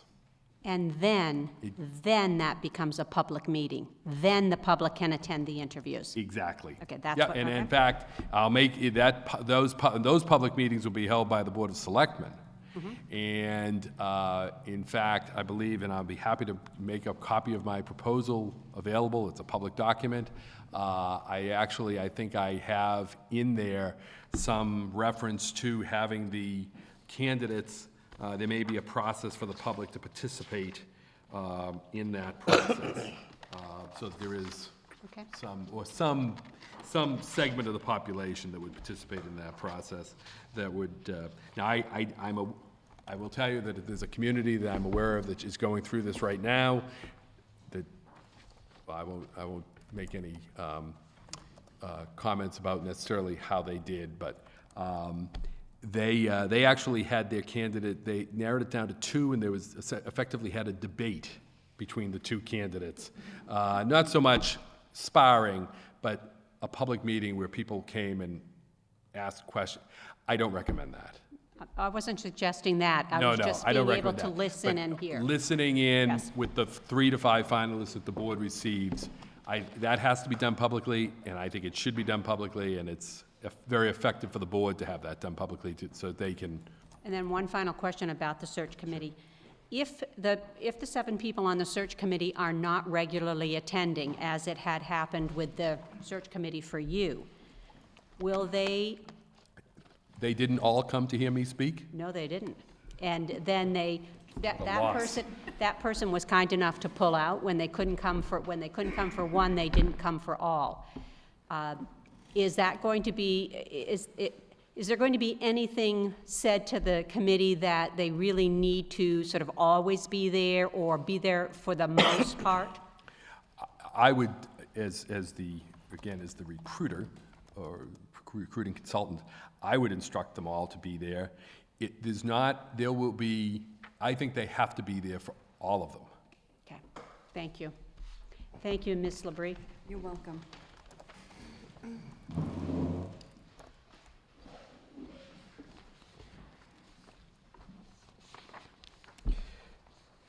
Okay, thank you.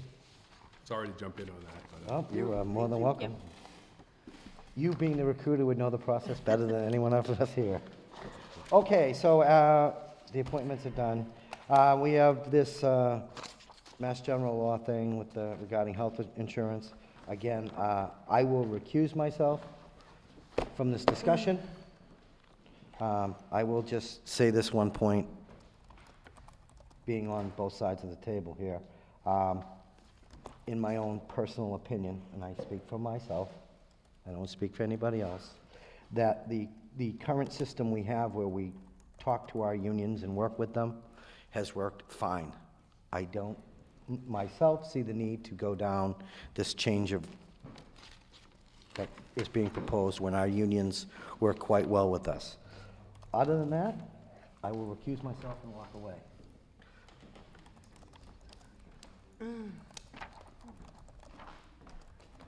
Okay. That being said, and with the chair recusing himself, Mr. Lynch. Yes. Well, this was brought up at the last, I submitted this at the last one, and as I indicated in my communications with the board in preparation for tonight's meeting, I want to apologize to the board and to the union, certainly, if this came as a shock. We were trying to move this along.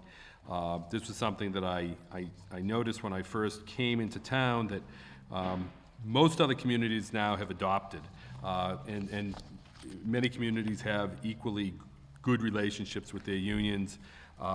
What has transpired, from what I've seen in many cases, and this is just my My sense of this in working myself with this law, as well as talking to others, is that the law is not as threatening as, and in fact, the relationships have improved in many communities as a result of doing the adoption of this law. What I've provided to the board is a copy of the statute. I've also provided you with an explanatory article prepared by a law firm that I'm frankly not familiar with, but it's a very good document summarizing the law and how it works. I've also provided you with a newspaper article, or I guess I wouldn't call it a newspaper, it's Mass Live, but it's a very good article that, online, that shows that as of about a year ago, it's been noted that by the State Administration and Finance Secretary that the reforms have saved $250 million. And it notes a number of communities, Westfield, and a community that's actually more comparable to Winchendon in terms of size, Long Meadow. Long Meadow has saved about $500,000 as a result of utilizing the reform. And I've also provided you with a timetable for the town of Winchendon prepared by town council of how this all lays out and why there's a period of time. It isn't something you can sort of do overnight. It actually, in order to get to the deadline of December 1st, we have to begin the process a little bit earlier. Now, you'll note in the timetable the town council has drafted up that we're looking at everything being done by about October 19th. But in fact, if we need to get by December 1st, that only leaves us 6 weeks to extend that out.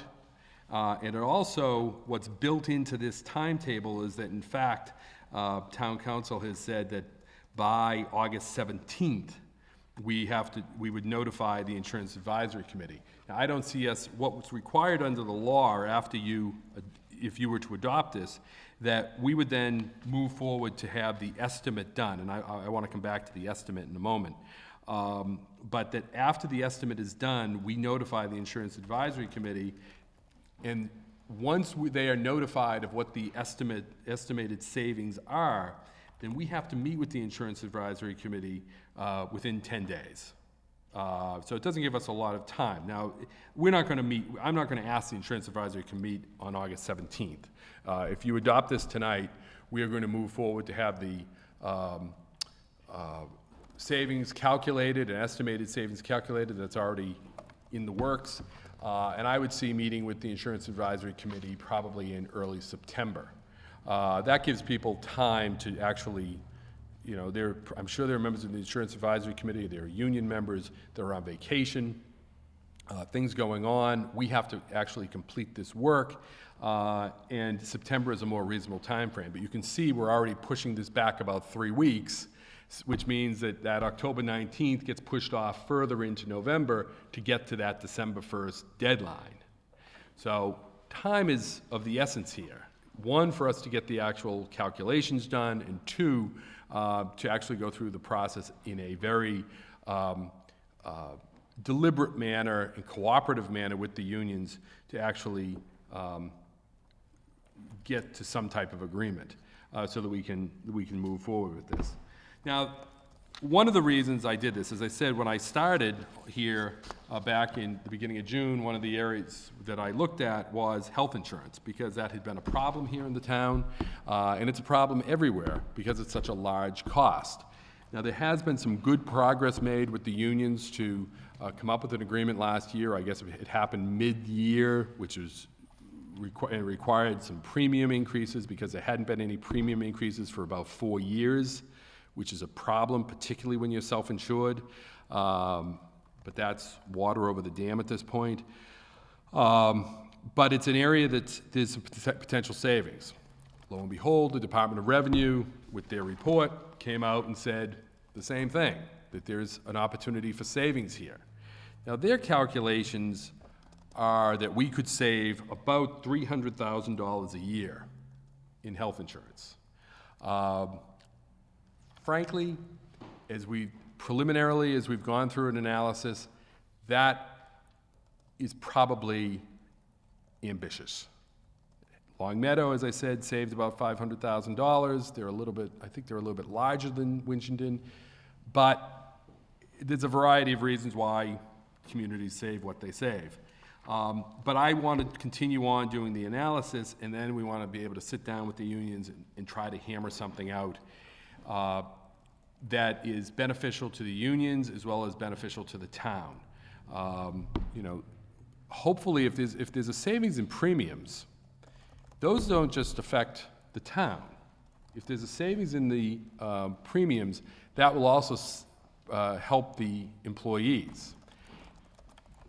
If we end up going to the GIC, the Group Insurance Commission, the variety of options available to the employees is much larger than what we have now with the Blue Cross products. They could go to Tufts, they could go to Harvard, they could go to Fallon, they could go to Unicare. There's any number, I forget the exact number, it's about, and somebody has that, I think. Audrey has it. 7, 8, 9, 10, 11, 12 choices. So I was going to say, 12 different choices. For employee and non-Medicare retiree survivor. People could go into, as opposed to the 2 that we have right now. The other part of the law that's significant is that some percentage of those savings that the town has, up to 25%, can be put towards mitigation. So those would be negotiated with the unions, and hopefully we would come up with some type of agreement on that. I'm sure we would. At the end of the day, the reason for doing it the way we're doing it is that it provides the opportunity for expedited bargaining with everybody around the table in a way that's protective of the town as opposed to the Section 19 provision of Chapter 32B. It provides an opportunity for some savings. It would be great if it was $300,000 because that would equal what we're going to owe on deficit borrowing because of the town's deficit over the last several years. And that would allow that money that would otherwise be going to deficit borrowing to go to providing services, providing wage increases, investing in the infrastructure of the town, any number of things. But this is the way you need to be able to make this happen is to be able to expedite the bargaining through either 19 or through this law. Otherwise, you're doing it in a very informal basis that doesn't necessarily provide the opportunities that this does. And clearly, the Department of Revenue wants us to pursue this type of savings. And at the end of the day, the Department of Revenue is the ones, I think it's always important to remember that cities and towns are creations of the state. Cities and towns can be abolished by the state. I'm not saying that they're going to abolish the town of Winchendon, but they have abolished other towns. They can take over the finances because we are creations of the state. And if the state sees continued financial difficulties in any community, they can take over those finances. And better to have us control that destiny than to have the state control that destiny. So I would ask that the board adopt this section of Massachusetts law and have us move forward, have me be able to meet with the unions and the retirees in early September, and hopefully hammer out a deal that's beneficial to everyone involved. Madam Chair? I was the one who, at our last meeting, requested that we not make the decision that night and bring it up again this evening. In the interim, I've had conversations with several people to educate myself more about the process. I've also done a lot of research about GIC and the types of programs that they offer. As I just counted, that there are multiple options as far as who you'd be able to go for coverage. Through Madam Chair, to the town manager, and please, if I misspeak, please do not hesitate to request notification to correct me. Is there anything in 150E, which I believe covers collective bargaining, that states that the unions can delay or derail a move to GIC? Well, let me try to answer your question. Hopefully, I'll actually answer it. Absent the adoption of this or Section 19, and people that adopted Section 19 are getting out of that, and there's a whole list of reasons there, and it's very cumbersome for the town, and so nobody adopts that. So the question is, if we don't adopt this, is there something in Chapter 150E that could derail?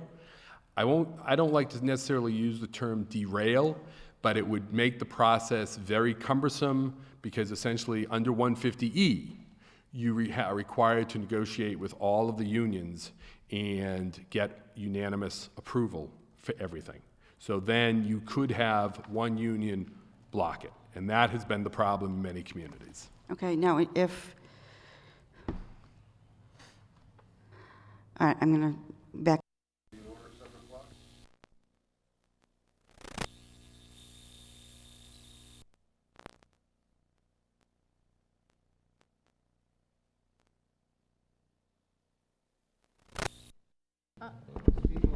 Hello? Okay, we're back. Okay, but it won't be recorded, but there we are, we're back again. Just a short commercial break there. Presently, the IAC, the Insurance Advisory Committee, is made up of a representative of each of the unions and a representative of the retirees in town. Is that correct? Well, that may be the case.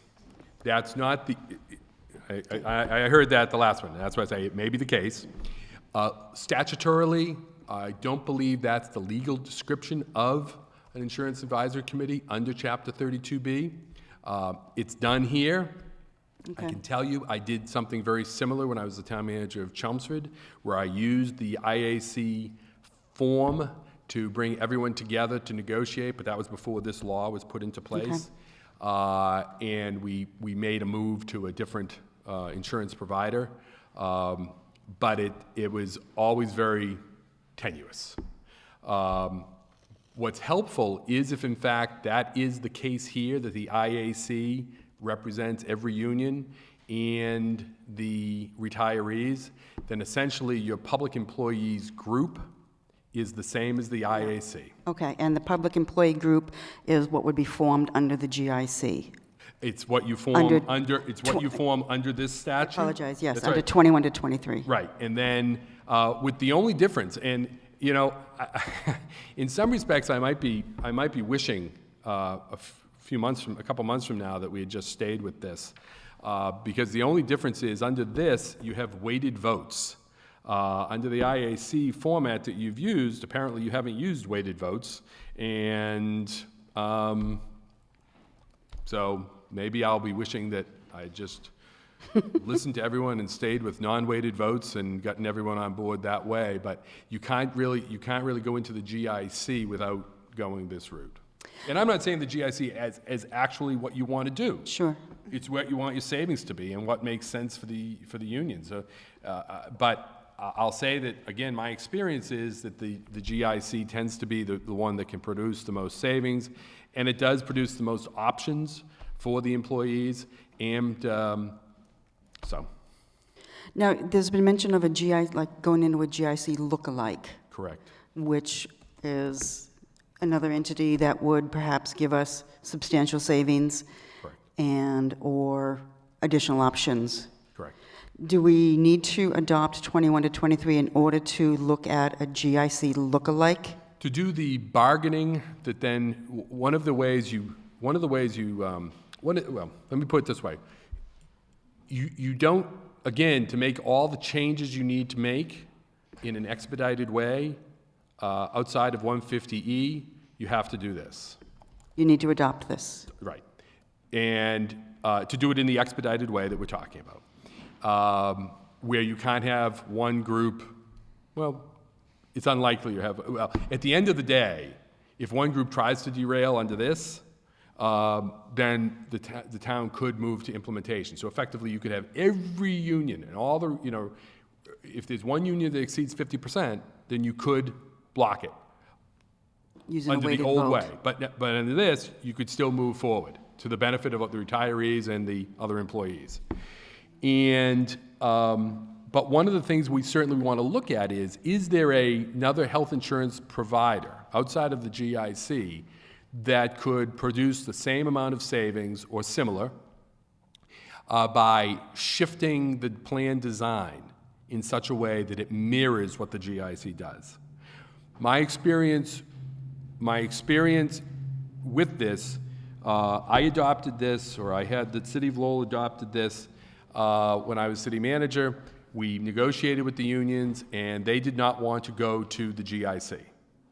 They wanted a look-alike. And they went off and they sought a look-alike, and I was totally in favor of that, with the understanding that it had to produce the same amount of savings. Mm-hmm.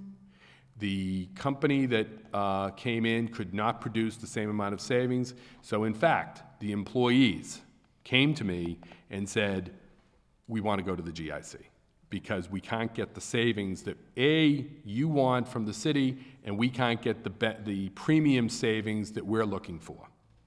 So. All right, thank you. Who would like to go first?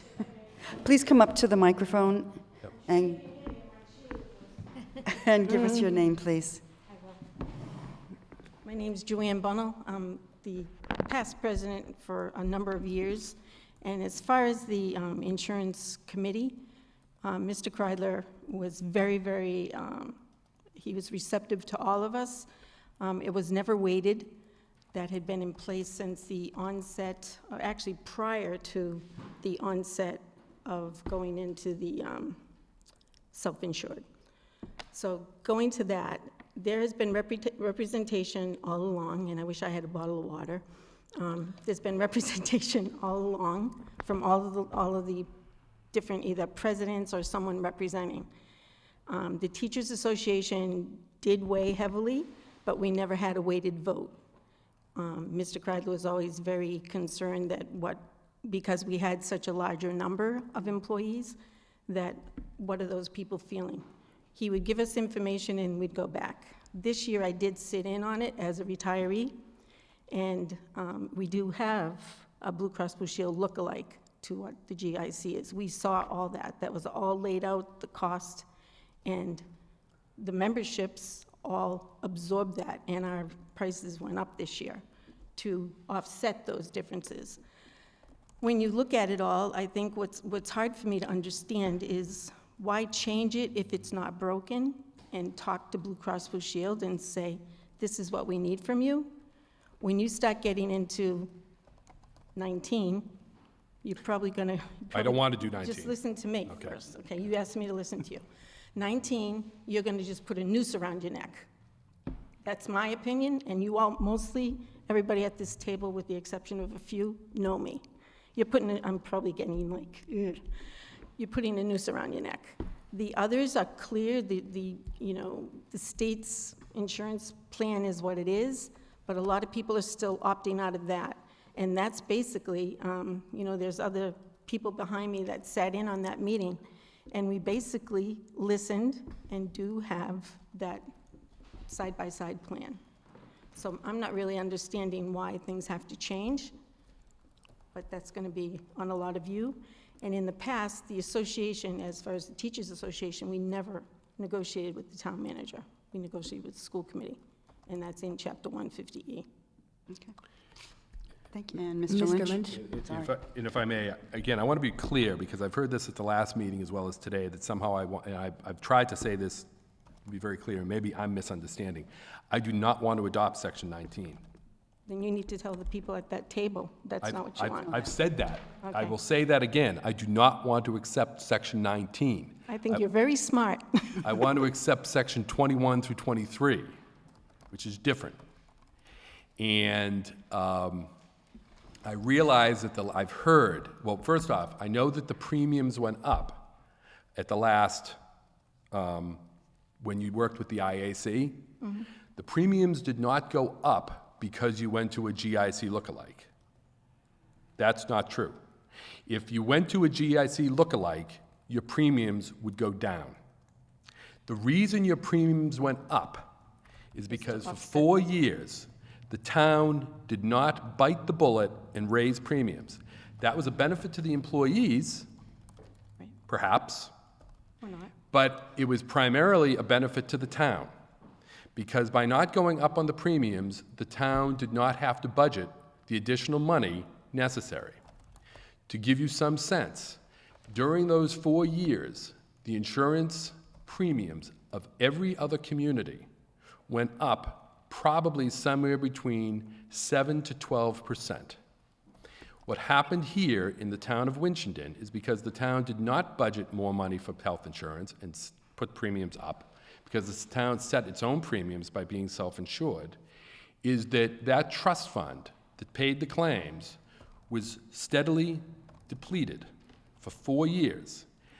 The result of which was, when the claims came in, you didn't have the money to pay the bills, which is why the town is in deficit. When you go to the GIC, your premiums, when I say that the town, when the DOR says that the town will save $300,000, and I think those numbers are probably a little high. I think they're being somewhat, they say they're being conservative, I think they're being a little aggressive. But the projected savings to the town, they've estimated at $315,000. The projected premium savings to the employees is $200,000. When you go to the GIC, when you go to a GIC lookalike, what happens is, and I know this isn't popular, but it's the necessarily, but it's the way that you drive premiums down, is you put the burden of cost on those that are using the system the most. That's why you set aside money for mitigation, so that there are legitimate people who I want to be careful how I say this. If there are people who are using the system in an expensive way, by, for example, going to the emergency room when they have a cold, you want them to pay a large deductible, a large copay going into an emergency room. If people go to the doctor regularly, overly necessary, you want them to pay. The people who don't, you want them to have the lower premium. Now, the nice thing about the GIC is it has all types of options, so that someone who likes going to the doctor, they can buy that plan. They can pay a higher premium. They can reduce their copays by paying that higher premium. That's their option. People that like to be on a cheaper plan and are willing to pay that, you let them do that. But if there's a sense here that the unions adopted the GIC lookalike and as a result paid more in premium, you're wrong. That's not the way the system works. Again, in my experience in the city of Lowell, we did the GIC and the city saved $5.4 million. The employees saved, I have to remember, those are the numbers I always remember, but the employees received probably about, it's a 75-25 plan, so you do the math, they've saved about $3 million, $3.5 million of premium that went directly into their pockets. So the reason, I know that the town went to the Blue Cross. They didn't look at the GIC. We had a lot of documents, sir. There were a lot of documents handed out, and there were comparisons with Tufts and Harvard Pilgrim. Yeah, they went with Blue Cross, but the premiums went up because you hadn't gone up the premiums for 4 years. But the GIC, there was no price given out on that I saw in the files. Now, maybe there was something handed out that it doesn't show up in the files here.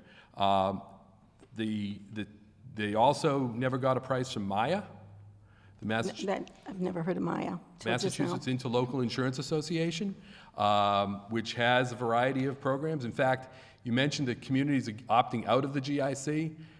There are some communities that have opted out of the GIC. They've gone to Maya, but there are communities still getting into the GIC. The only one that I'm aware of that got out of the GIC was the town of Saugus. And Saugus has their own set of issues. Right. Anyway, I'm not looking to be confrontational about this. I really want to just work with the unions to see benefits in terms of lower premiums for the town, which then makes more money available for services, staffing, raises, investment, and I also want to see lower premiums for the employees. And I know another concern, if I may, that you might want to pay attention to, a lot of staff as well, as far as teachers and paras in the school system. However, there are also, town workers that live over the border in New Hampshire, so that these programs coincide with being able to have the same coverage in New Hampshire as a Absolutely. New England plan. That's something that's very, very important. Yeah, they can. I guess Yeah. that's all I'll say, but I'm Yeah, really... portability is very important. 19 is a noose around your neck. And that's why 19 is, let's be very clear, I do not want 19. I want 21 to 23. And I'm not sure if Ms. Ricard would like to speak. Yeah, I'll let Thank you for listening. Madam Chair. You're welcome. I would like to ask a question, if you could, when Ms. Bunnell brought it up, how did it come to be that now the unions, the schools are coming to the Board of Selectmen to discuss health insurance when, historically, Because under section 21 to 23, it gives it the right, it's the executive authority that, even though we haven't adopted those yet? oh, right, you have to adopt it. I mean, we're talking about it now, but it's, Okay. right. I just wanted to be clear. Okay, Ms. Ricord?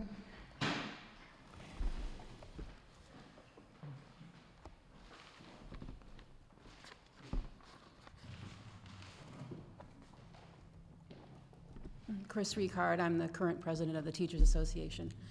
A couple of things. I understand our premiums went up 30%. So the difference between them going up 7.5%, 10% even over the last 4 years and going up 30% at once is quite a major difference. We are concerned about the portability. I myself live in New Hampshire. My doctors are in New Hampshire. So we want to make sure that people are able to go to their doctors. Another thing that I'm not sure whether you're aware of, but not only the teacher's contract, but some of the other contracts in town do specify that our benefits cannot be reduced. So if that savings is going to come from a reduction in benefits, our contract states that it cannot be done. We are perfectly willing to negotiate under the current statutes to bring down costs. We understand that if your cost goes down, our cost goes down too. But we do not want to suffer a reduction in benefits. It's in our contract that we can't. And we're perfectly willing to negotiate, and we understand that there is a time frame, and we do not feel that there is a need to pass this law in order to make that happen. Thank you. If I may, just for clarification purposes, when I said 7 to 10%, that's per year. Okay. So that's wasn't clear. times 4 years, you get up to that 30% very easily. And as far as portability goes, again, I'm coming in here, I'm only here for a short time. I've said that repeatedly. But my experience is in managing two communities that don't quite border New Hampshire, but the city of Lowell has 3,000 employees, many of whom live in New Hampshire. And the town of Chelmsford has, I forget how many, 1,200 employees, many of whom live in New Hampshire. These plans go into New Hampshire. They have to do that. Portability is very important. Portability was always a problem with many of the unions back when Master Medical was the plan du jour, because you could take that Master Medical and go anywhere. But it's been acknowledged now that that was bad for employees, as well as bad for the cities and towns, because you might be able to take it with you, but that meant you didn't have other plans that could provide you with greater flexibility. So we had many employees that would retire to Florida or the Carolinas or New Hampshire, and they could take their Master Medical with them. They couldn't take their HMO with them, but they take they then start taking Master Medical and suddenly find themselves paying a lot of money. So I'm familiar with the whole portability issue, and that's, all these plans are very portable. Yep. Madam Chair, if I may, on that point, this is one of my things that I downloaded from the GIC site, and they do have a map stating which, and there's there are 5 that are portable to New Hampshire. So that is something that obviously very important, yeah. Any other questions for me? Thank you. Thank you. I'll choose you. I think Greg had his hand up first. Okay, Mr. Vine. Thanks.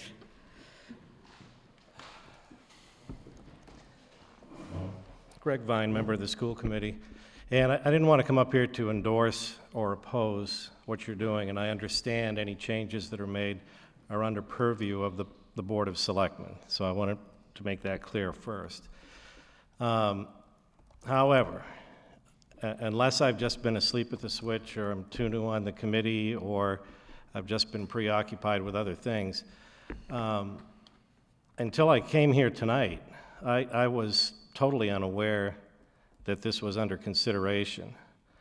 And I know that before the election, a lot of the candidate, well, every candidate that I can think of, both for school committee and selectmen, said one of the things that was a priority was better communication between the select board and the school committee. And I just think that as a committee that not oversees, but works with the largest number of employees of this town, it would have been nice to have received some notice of what was under consideration. I mean, I think it's safe to assume that members of our committee are going to get questions from teachers, janitors, and other union members in the school district that we can't answer because we haven't seen what's being considered. And I know you're under a certain timeline, but I think, quite frankly, that it would be nice, if you can, to delay a vote so that school committee members can take a look at some of the details here, and if we have questions or concerns, get back to the town manager or members of the Board of Selectmen with those concerns and comments. That's all I have to say. Thank you. And if I may, I'll take full responsibility that you weren't notified. It was not the Board of Selectmen. Okay.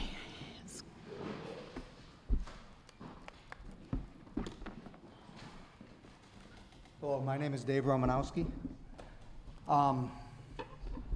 As many of you know, I'm usually a proponent for the schools, and I advocate for the schools very strongly. I'm coming tonight as a citizen that thinks the whole community can benefit from going through and passing this law. It allows for negotiation. It allows, I think, having read through the DOR financial review, I don't think those savings are that far off. They took some numbers and they presented it low. I think they could possibly be greater. The benefit to the employees, the $200,000, I think is well worth a look. The ability to choose your own plan, not be stuck in one plan. I would recommend that the board pass this law tonight, not wait any longer, because we are under time constraints. And I would also ask that the Teachers Association also consider the good of the whole town, not just of the teachers. Thank you. Thank you.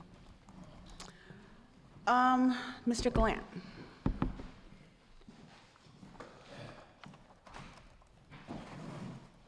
Good evening. I'm Al Gallant. I think most people know me. I'm going to put my 2 cents on this one for behalf of the DPW workers. I don't think people realize, and I'm not picking on anybody, how little that they get paid. And they're actually losing about 1 whole week's paycheck on health insurance. So if you take that and then you add a whole nother week on taxes, it's pretty hard to live. So I really think you should at least investigate saving money for them. Thank you. Thank you. Mr. Zipkowski.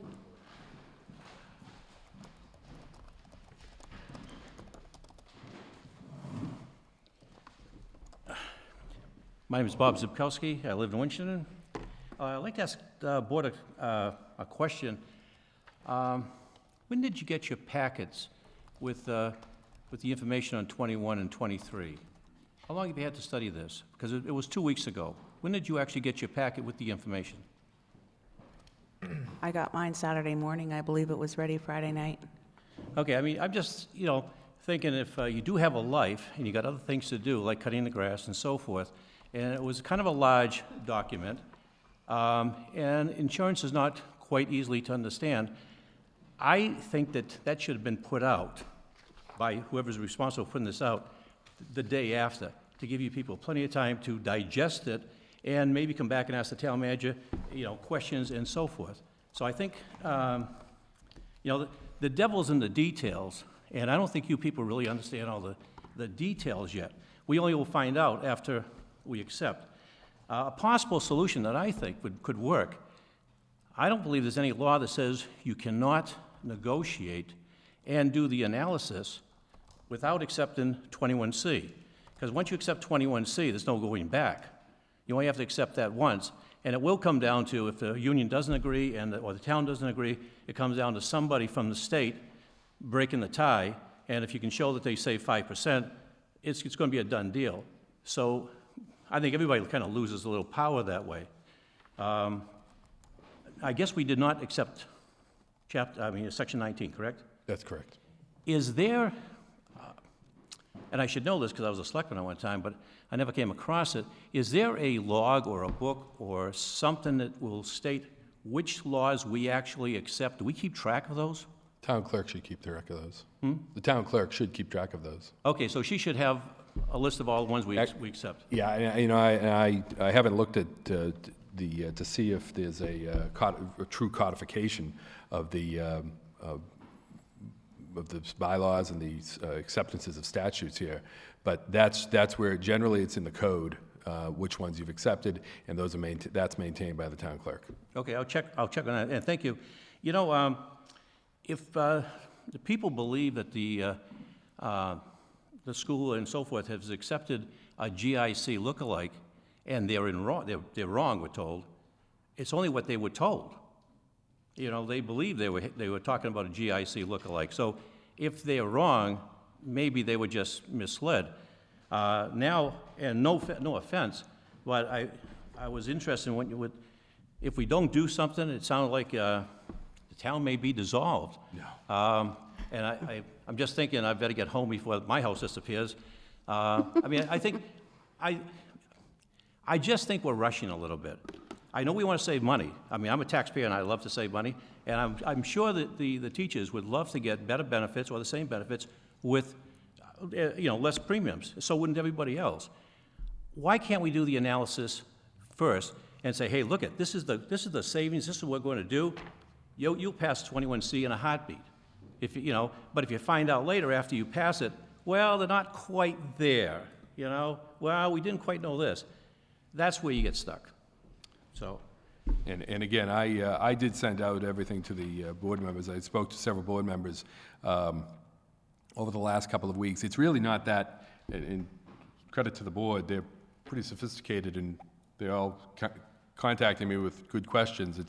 It's a pretty simple law to read, and more importantly, there's good summaries that give that, and I think the board is quite capable of reading the materials that they receive. Correct, but I can remember being a selectman, getting things, sometimes a half-inch thick on a Saturday or even Friday, and just, because there was other things I'm sure in that packet. It's a lot to do, and selectmen, they get paid the big bucks for this job, and they do have a life. Yeah. So I think time you can get anything to the select board in good time just helps the whole town. And clearly my comment about the dissolution of the town was hyperbole. Oh, I know. So I won't rush home then. You're safe.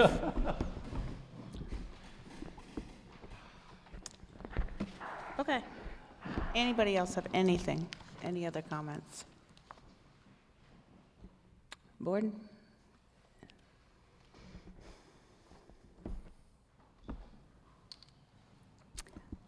Madam Chair?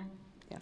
I know that, Ms. Lynch, you indicated that maybe you do have someone looking at the numbers specifically for this.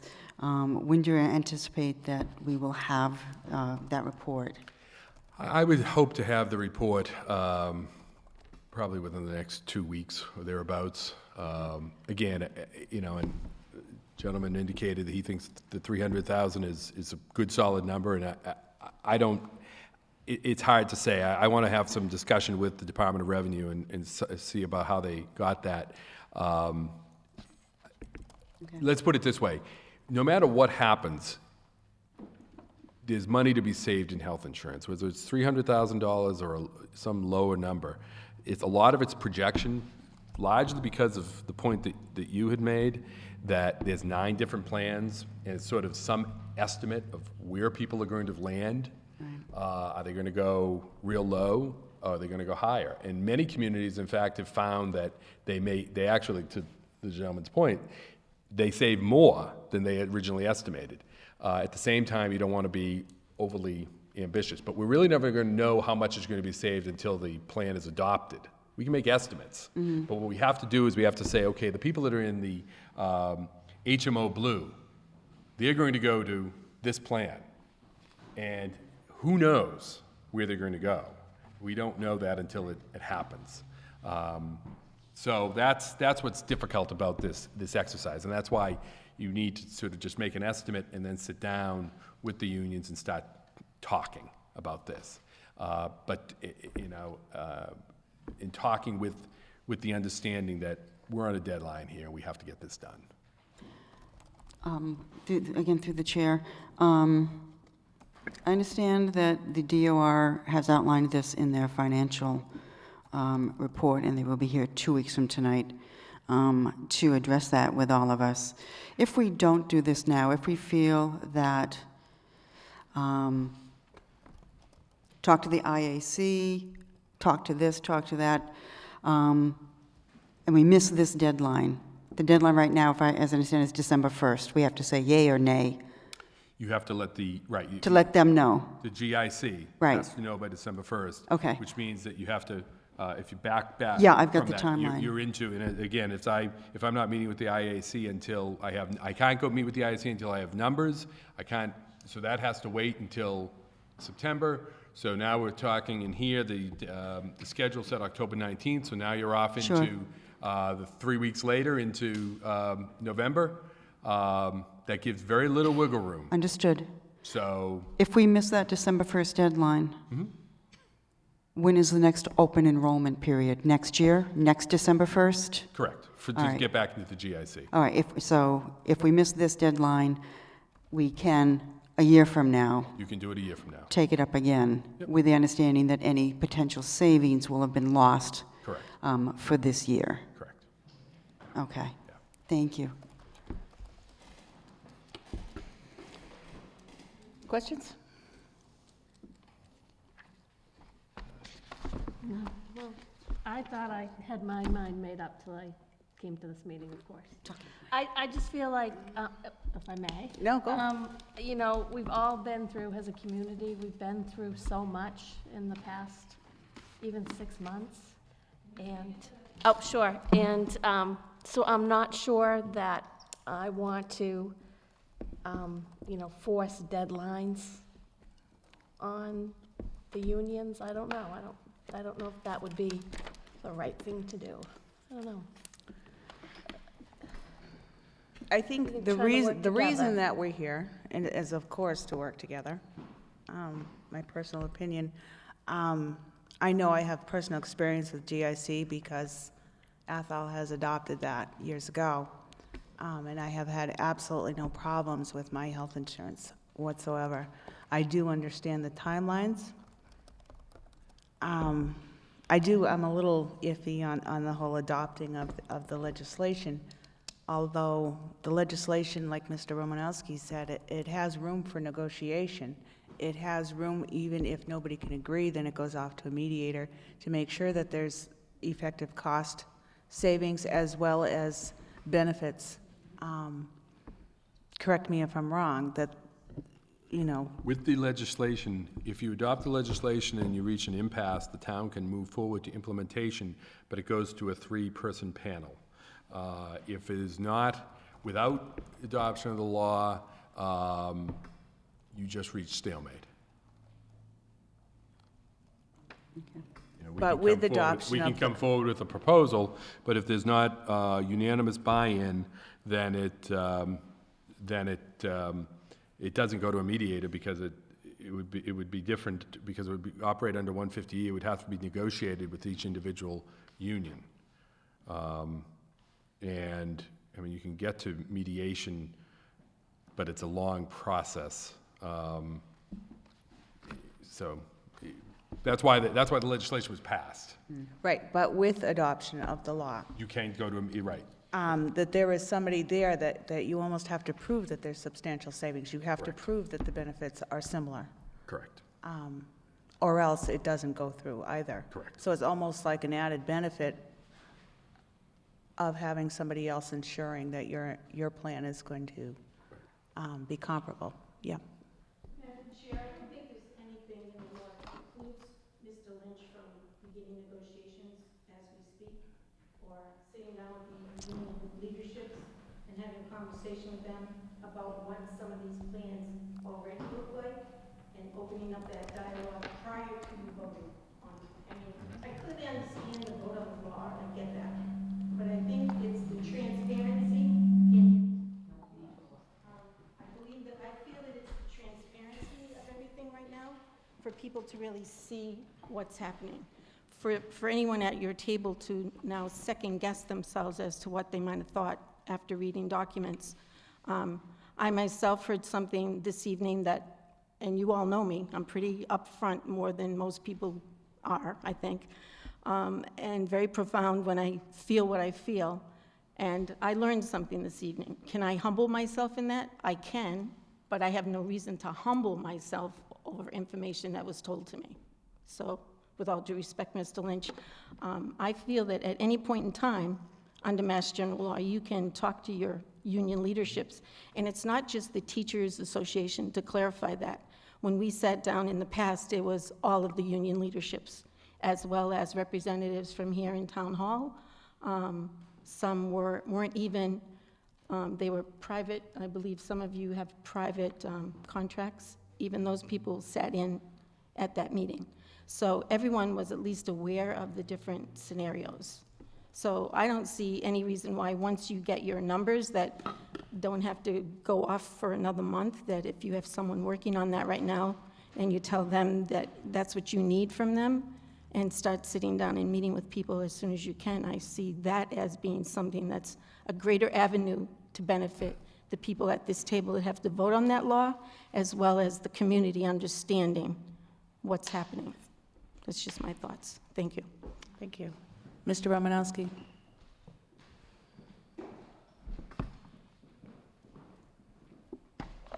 Through the chair, speaking of transparency, I would like to ask one question to the Teachers Association, and is that's why they're afraid of this, what they feel is going to be the non-benefit of it, what's going to be the detriment of this passing.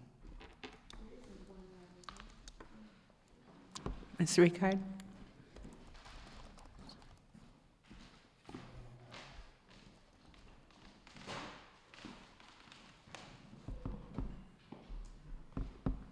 Our feeling is that the passage of this law is absolutely unnecessary to the process.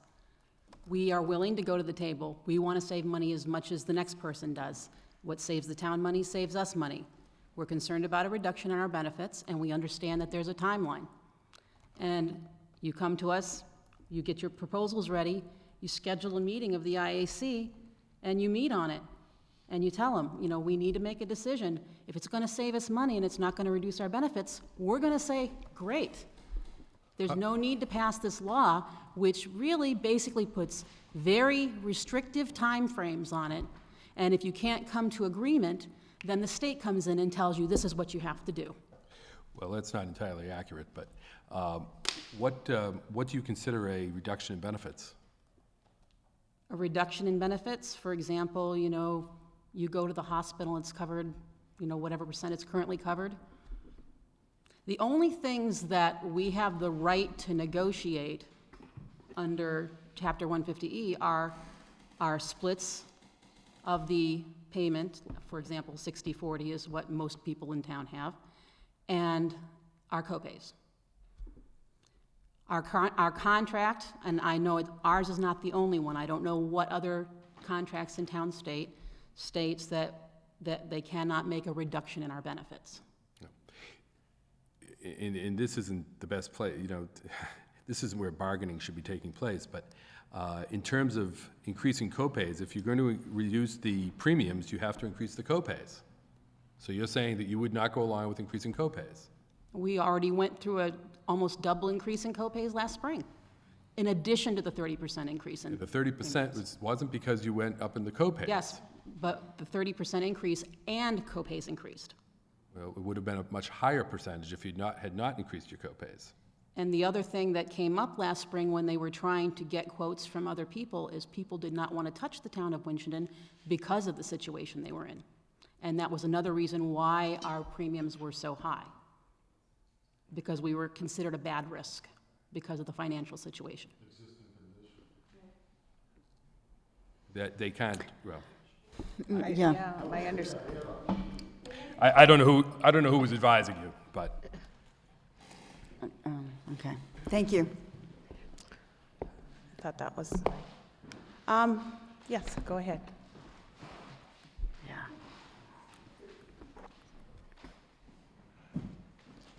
Rick Ward. I'm not a member, I don't work for the school, I don't work for the town. I'm just a resident. And this is not something new. Everybody's talking like we just heard about this. Ever since the DOR came in, they said you have a health problem, and they said to fix it. This was their recommendation to get this thing fixed. Now you have a new assistant town manager who's giving you direction, and yet everybody still, we want to put it off, put it off. The longer we wait, the less money we're going to save. So the people, the vast majority of the people who are watching on TV, they probably want you just to take some action, and let's get towards saving some money now. Mr. Gallant. I just have one question.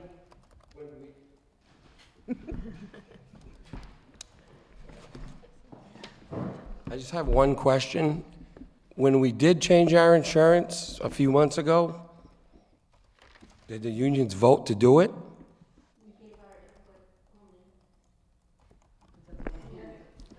I thought that was a negotiation tool like you're trying right now, because my insurance almost doubled. We can't negotiate that. The town manager made that. Okay, thank you. Thank you. Thank you.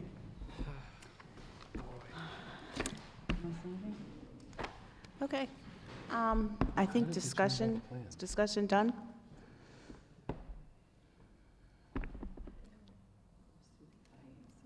Would somebody like to make a motion?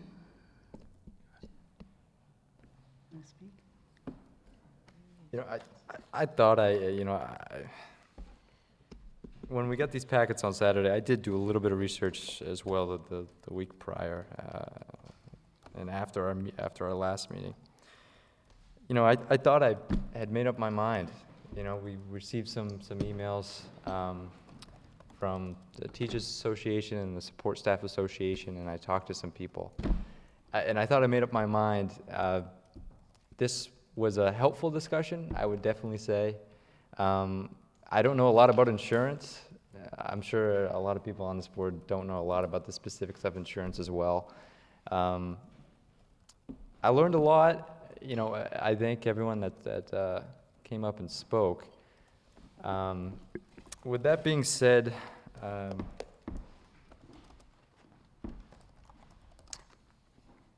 I would like to move the town of Winchendon engage in the process to change health insurance benefits under Mass General Law, Chapter 32B, Section 21 through 23. Is that correct? Is there a second?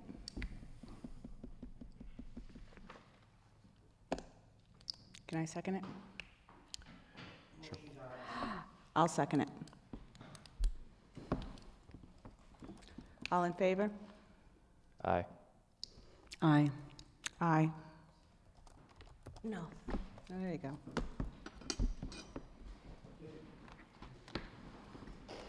And it passed.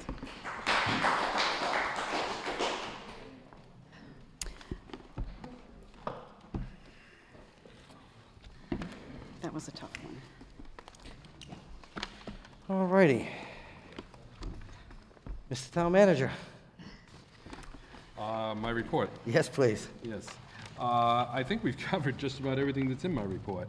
I talked about the finances. I've talked about the, I haven't found my report. Here I am. Okay. I've talked about the finances of 15 and 16. We've just finished talking about health insurance. The DOR report, that meeting has been postponed to August 24th. We've talked about Brandywine Farm and specifically about the sewer project that they want to do. Personnel updates, I've notified the board that the police chief has given me his 30-day notice. He will be leaving actually on August 24th, which is when I will appoint if I could, before people leave about the health insurance, if I could, I was going to leave that to the end for dramatic effect.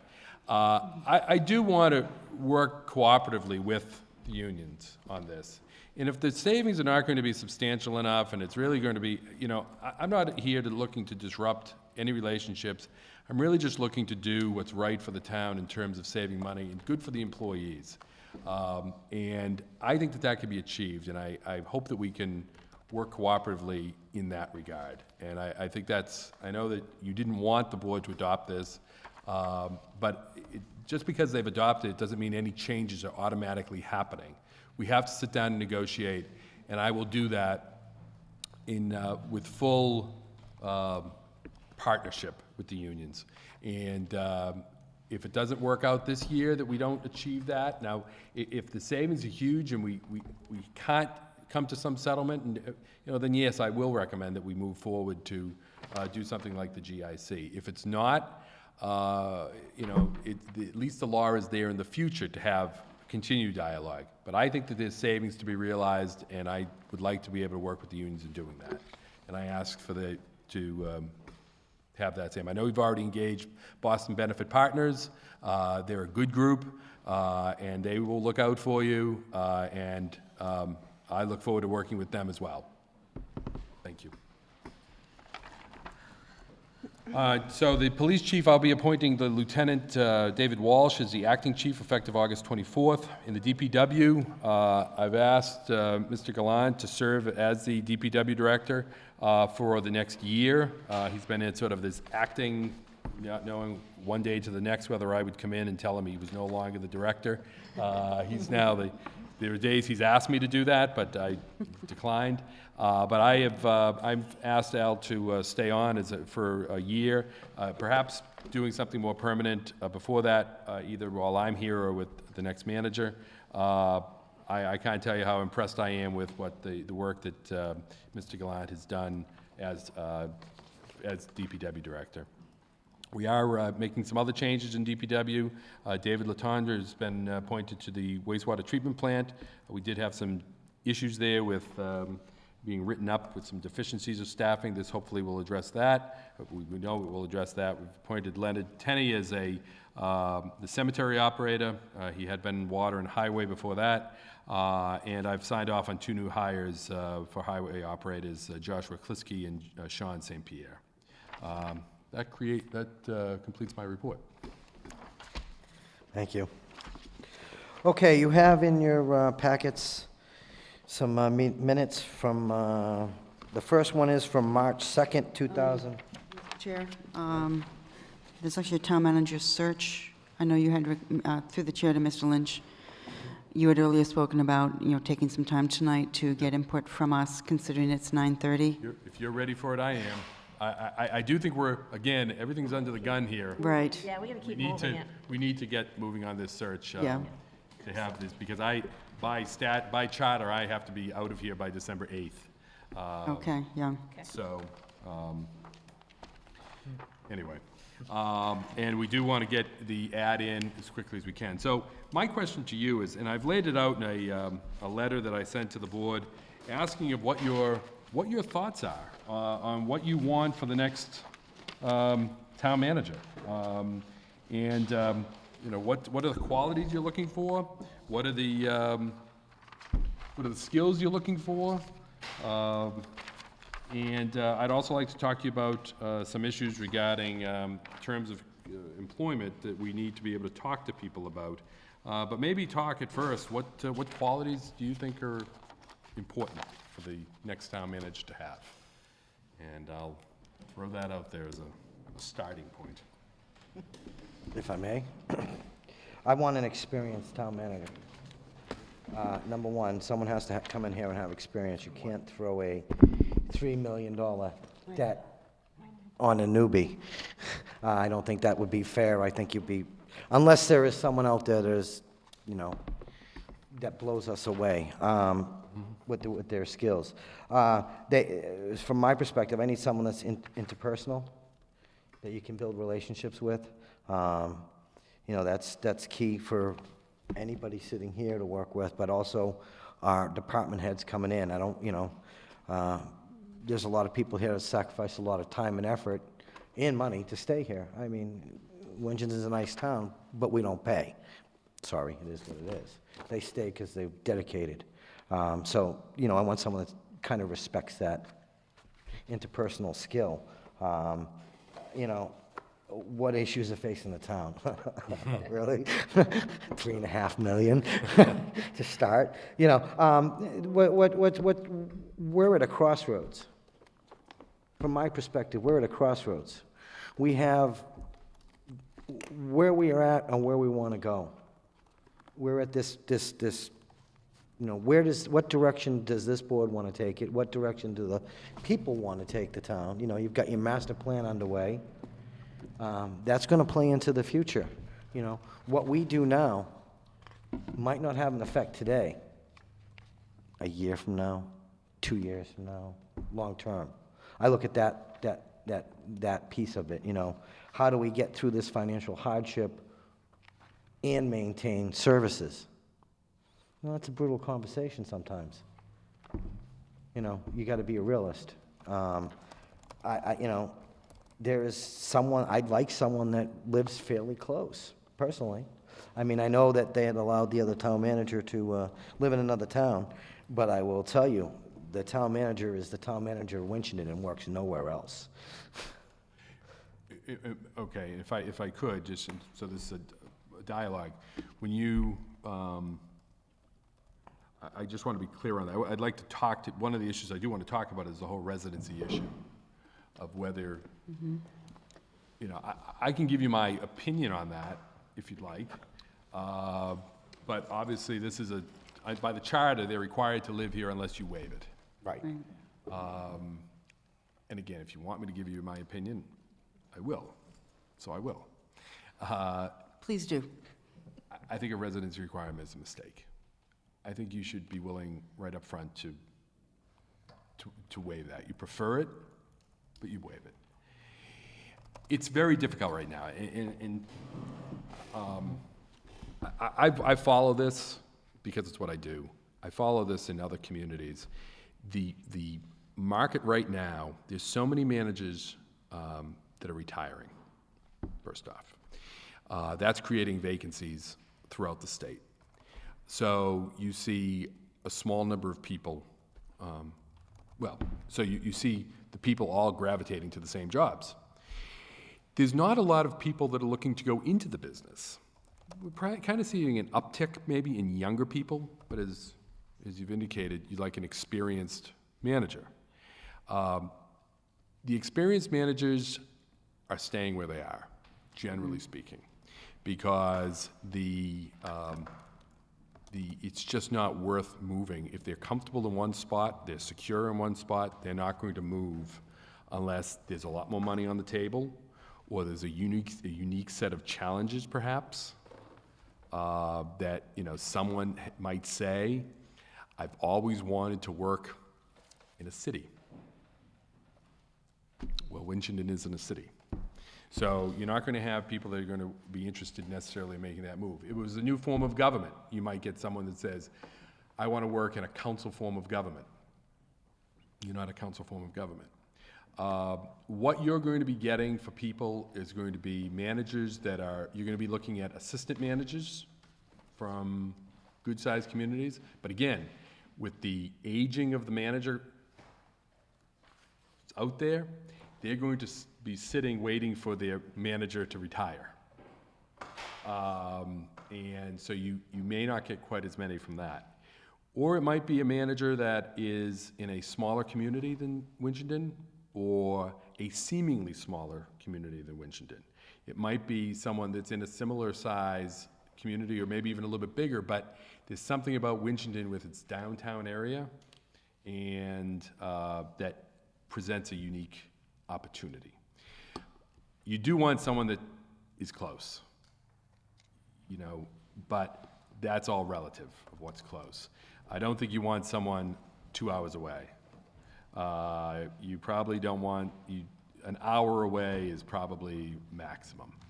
But you're going to have to, there's a lot that goes into someone moving their families to a job, particularly with two-spouse households.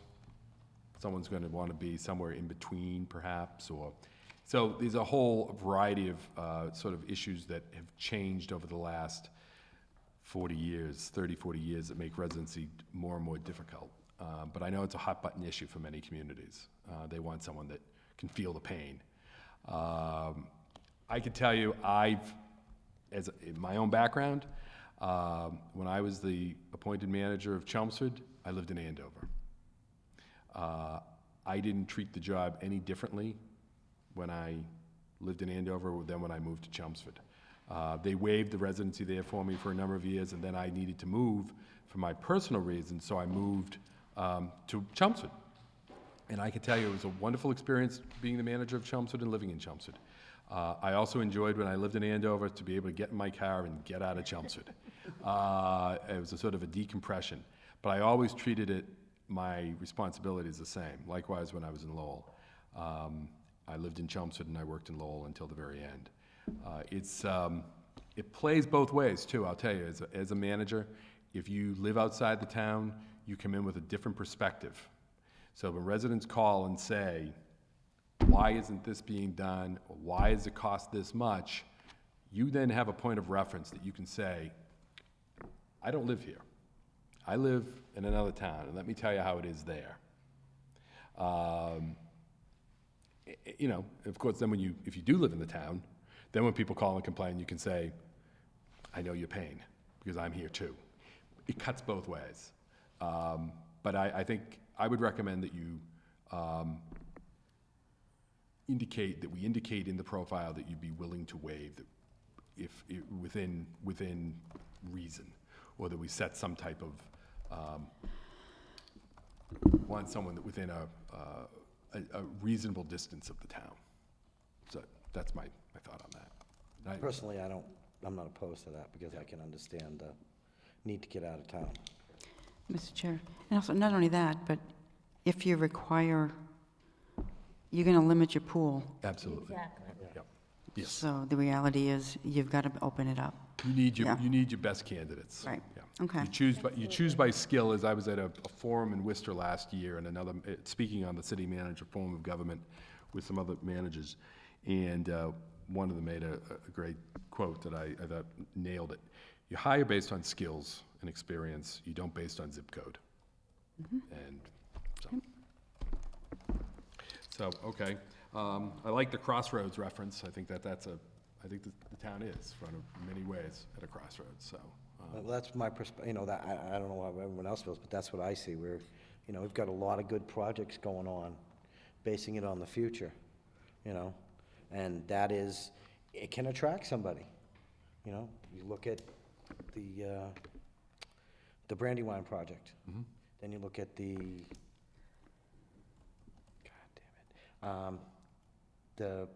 Ingleside Drive. Mm-hmm.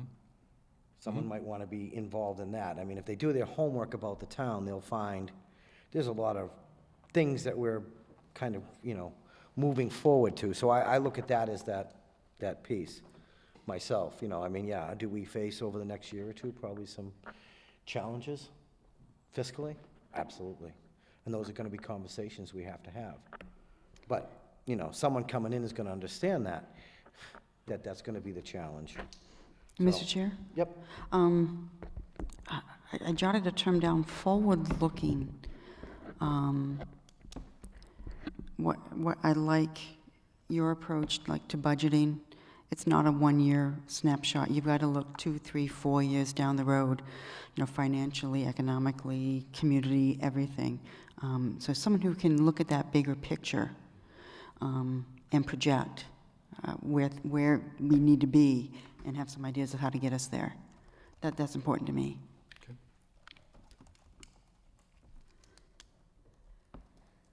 And Mr. Lynch, I think it's also important, when you drive down our Central Street, I hate to say, but it's depressing.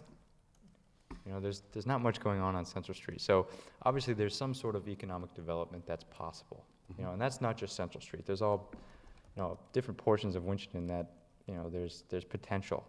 I don't know if necessary experience, but different ideas and, different ways that they can work on economic development. We need someone who can really be a good spokesperson for the town to get businesses here. Because ultimately that's, a lot of the times correspondence goes to the town manager's office, and they'll talk to the town manager first before they can talk to us, usually.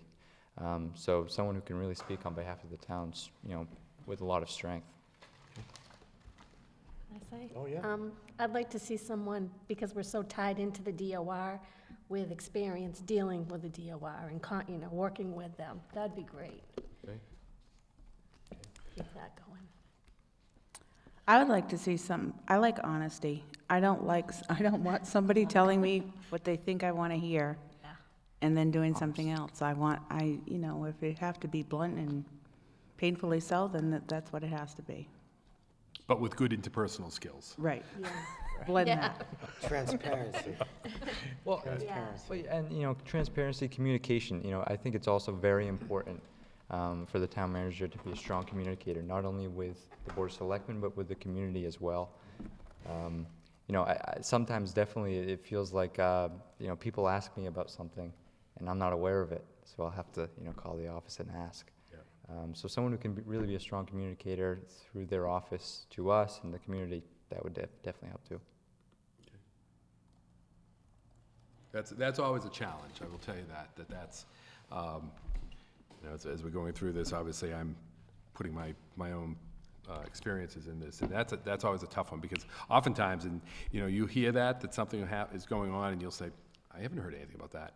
Right. And I don't know if you've ever run into it, but sometimes you call the manager's office, sometimes you'll call, if you call me up there, I'll say, gee, I didn't hear about it either. Right. And even when I was, 70 hours a week at another position, things would happen. I said, I don't know anything about that.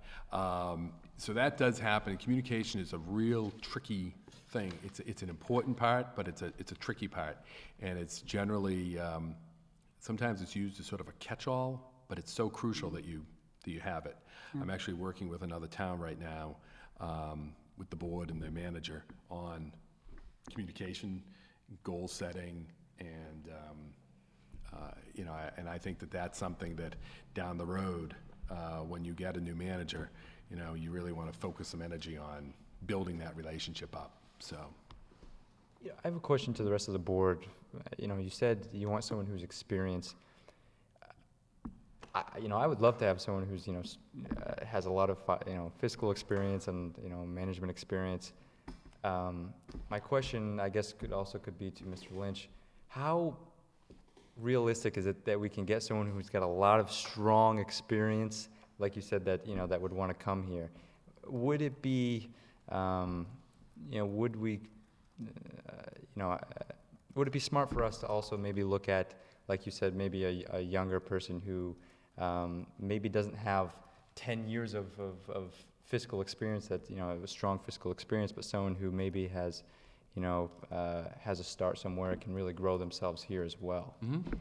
Well, that's something, that's going to be that's going to be a decision maybe that you make when you get to the finals, and the search committee will probably do that as well. Again, there's another community that I'm aware of that is hiring a new manager. They're a big community, and I say big, at 30,000, thereabouts. Their finalists are two young assistant managers. Both of them great candidates. But it kind of threw everyone for a loop because everyone thought that they'd be one of the established managers that went in there. And they're now making a choice because it seems, that they're looking for someone who's going to grow in the job. There's all types of other theories too, but that's the one I like to stick with. Because sometimes it makes sense to have someone that's only going to be there for 5 years. And Winchendon's going to be the challenge you're going to have is whether how long, if someone comes to Winchendon, how long will they stay? I think, you don't want someone that's just going to be 2 and out, 3 and out.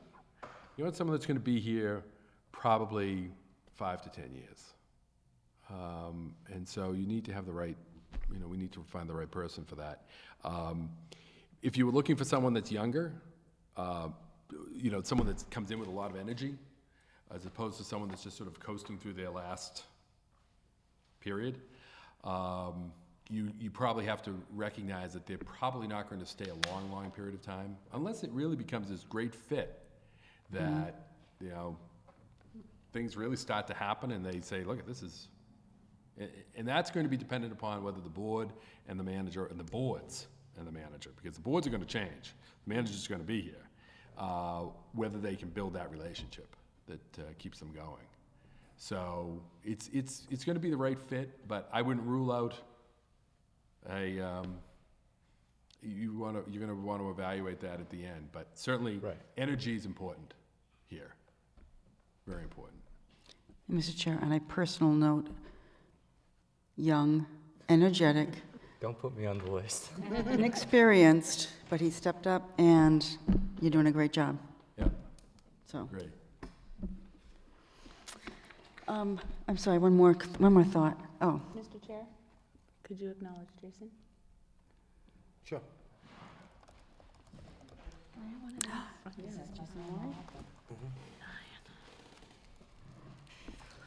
Hello, I'm Jason Maury. Recently, appointed to the search committee. One thing I would recommend maybe the board looks at when you look at qualifications or skill sets or personal views of the person, is the candidate aware or familiar with the impact that our geographical location has? Meaning, do they understand the importance of a rural community, a bedroom community as such as Winchendon is? I've met and talked with different town managers from everywhere, and especially when you start looking out in Metro Boston, they're very familiar with the city aspect and having things open 24 hours a day other than one store. Yeah. We're not that. I went down Central Street the other day at 7:30 on Saturday, and it was like they rolled up the sidewalk. So I think having that candidate understand the importance of the rural aspect of who we are, I think that's key, because then they won't get bored and leave. Thank you. Thank you. Yeah, there's a whole set of issues that, and I can speak to it firsthand. And I've been in a large suburban community, I've been in a city, and now here I am in Winchendon. And it's a different set of, many of the problems, the issues are the same. The way you calculate do your budgets are all the same and all the, but there are a different set of issues and the scope of the organization. So that's a great point. Okay. I think if you have anything else, we should email them to him. Yeah, if you have any. Okay, yeah. Yeah, and maybe we'll shoot for maybe the 31st, if I can, to wrap this up. Linda and I will talk tomorrow about setting up a meeting with the search committee next Tuesday, and then if we can advertise it too, take public comment of what people are looking for. And so that then I can wrap this up, get it back to the board, see what you think of it, and we can advertise. And my timeline is really to have the search committee do their work probably in the October timeframe, and then fast track that, so that then we can get the finalists to the board in late October. You're probably going to be looking at someone needing 30 days to give their notice if they're somewhere else. I would imagine, yeah. So, and, I jokingly said, somewhat jokingly, December 8th is when I have to be gone. We can probably work some things around that if we need to, but Right. at some point. So, yeah, I would suggest that if you have any other things to do that. Right. I do like the idea of letting some public input. I think that's important, given the history. Yep. That will build support for anybody we bring in. Great. Thank you very much. You're welcome. Okay, so we're at Monday, March 2nd, and the way that this has to go per Approved form. minutes is, joint meeting is the only attendance.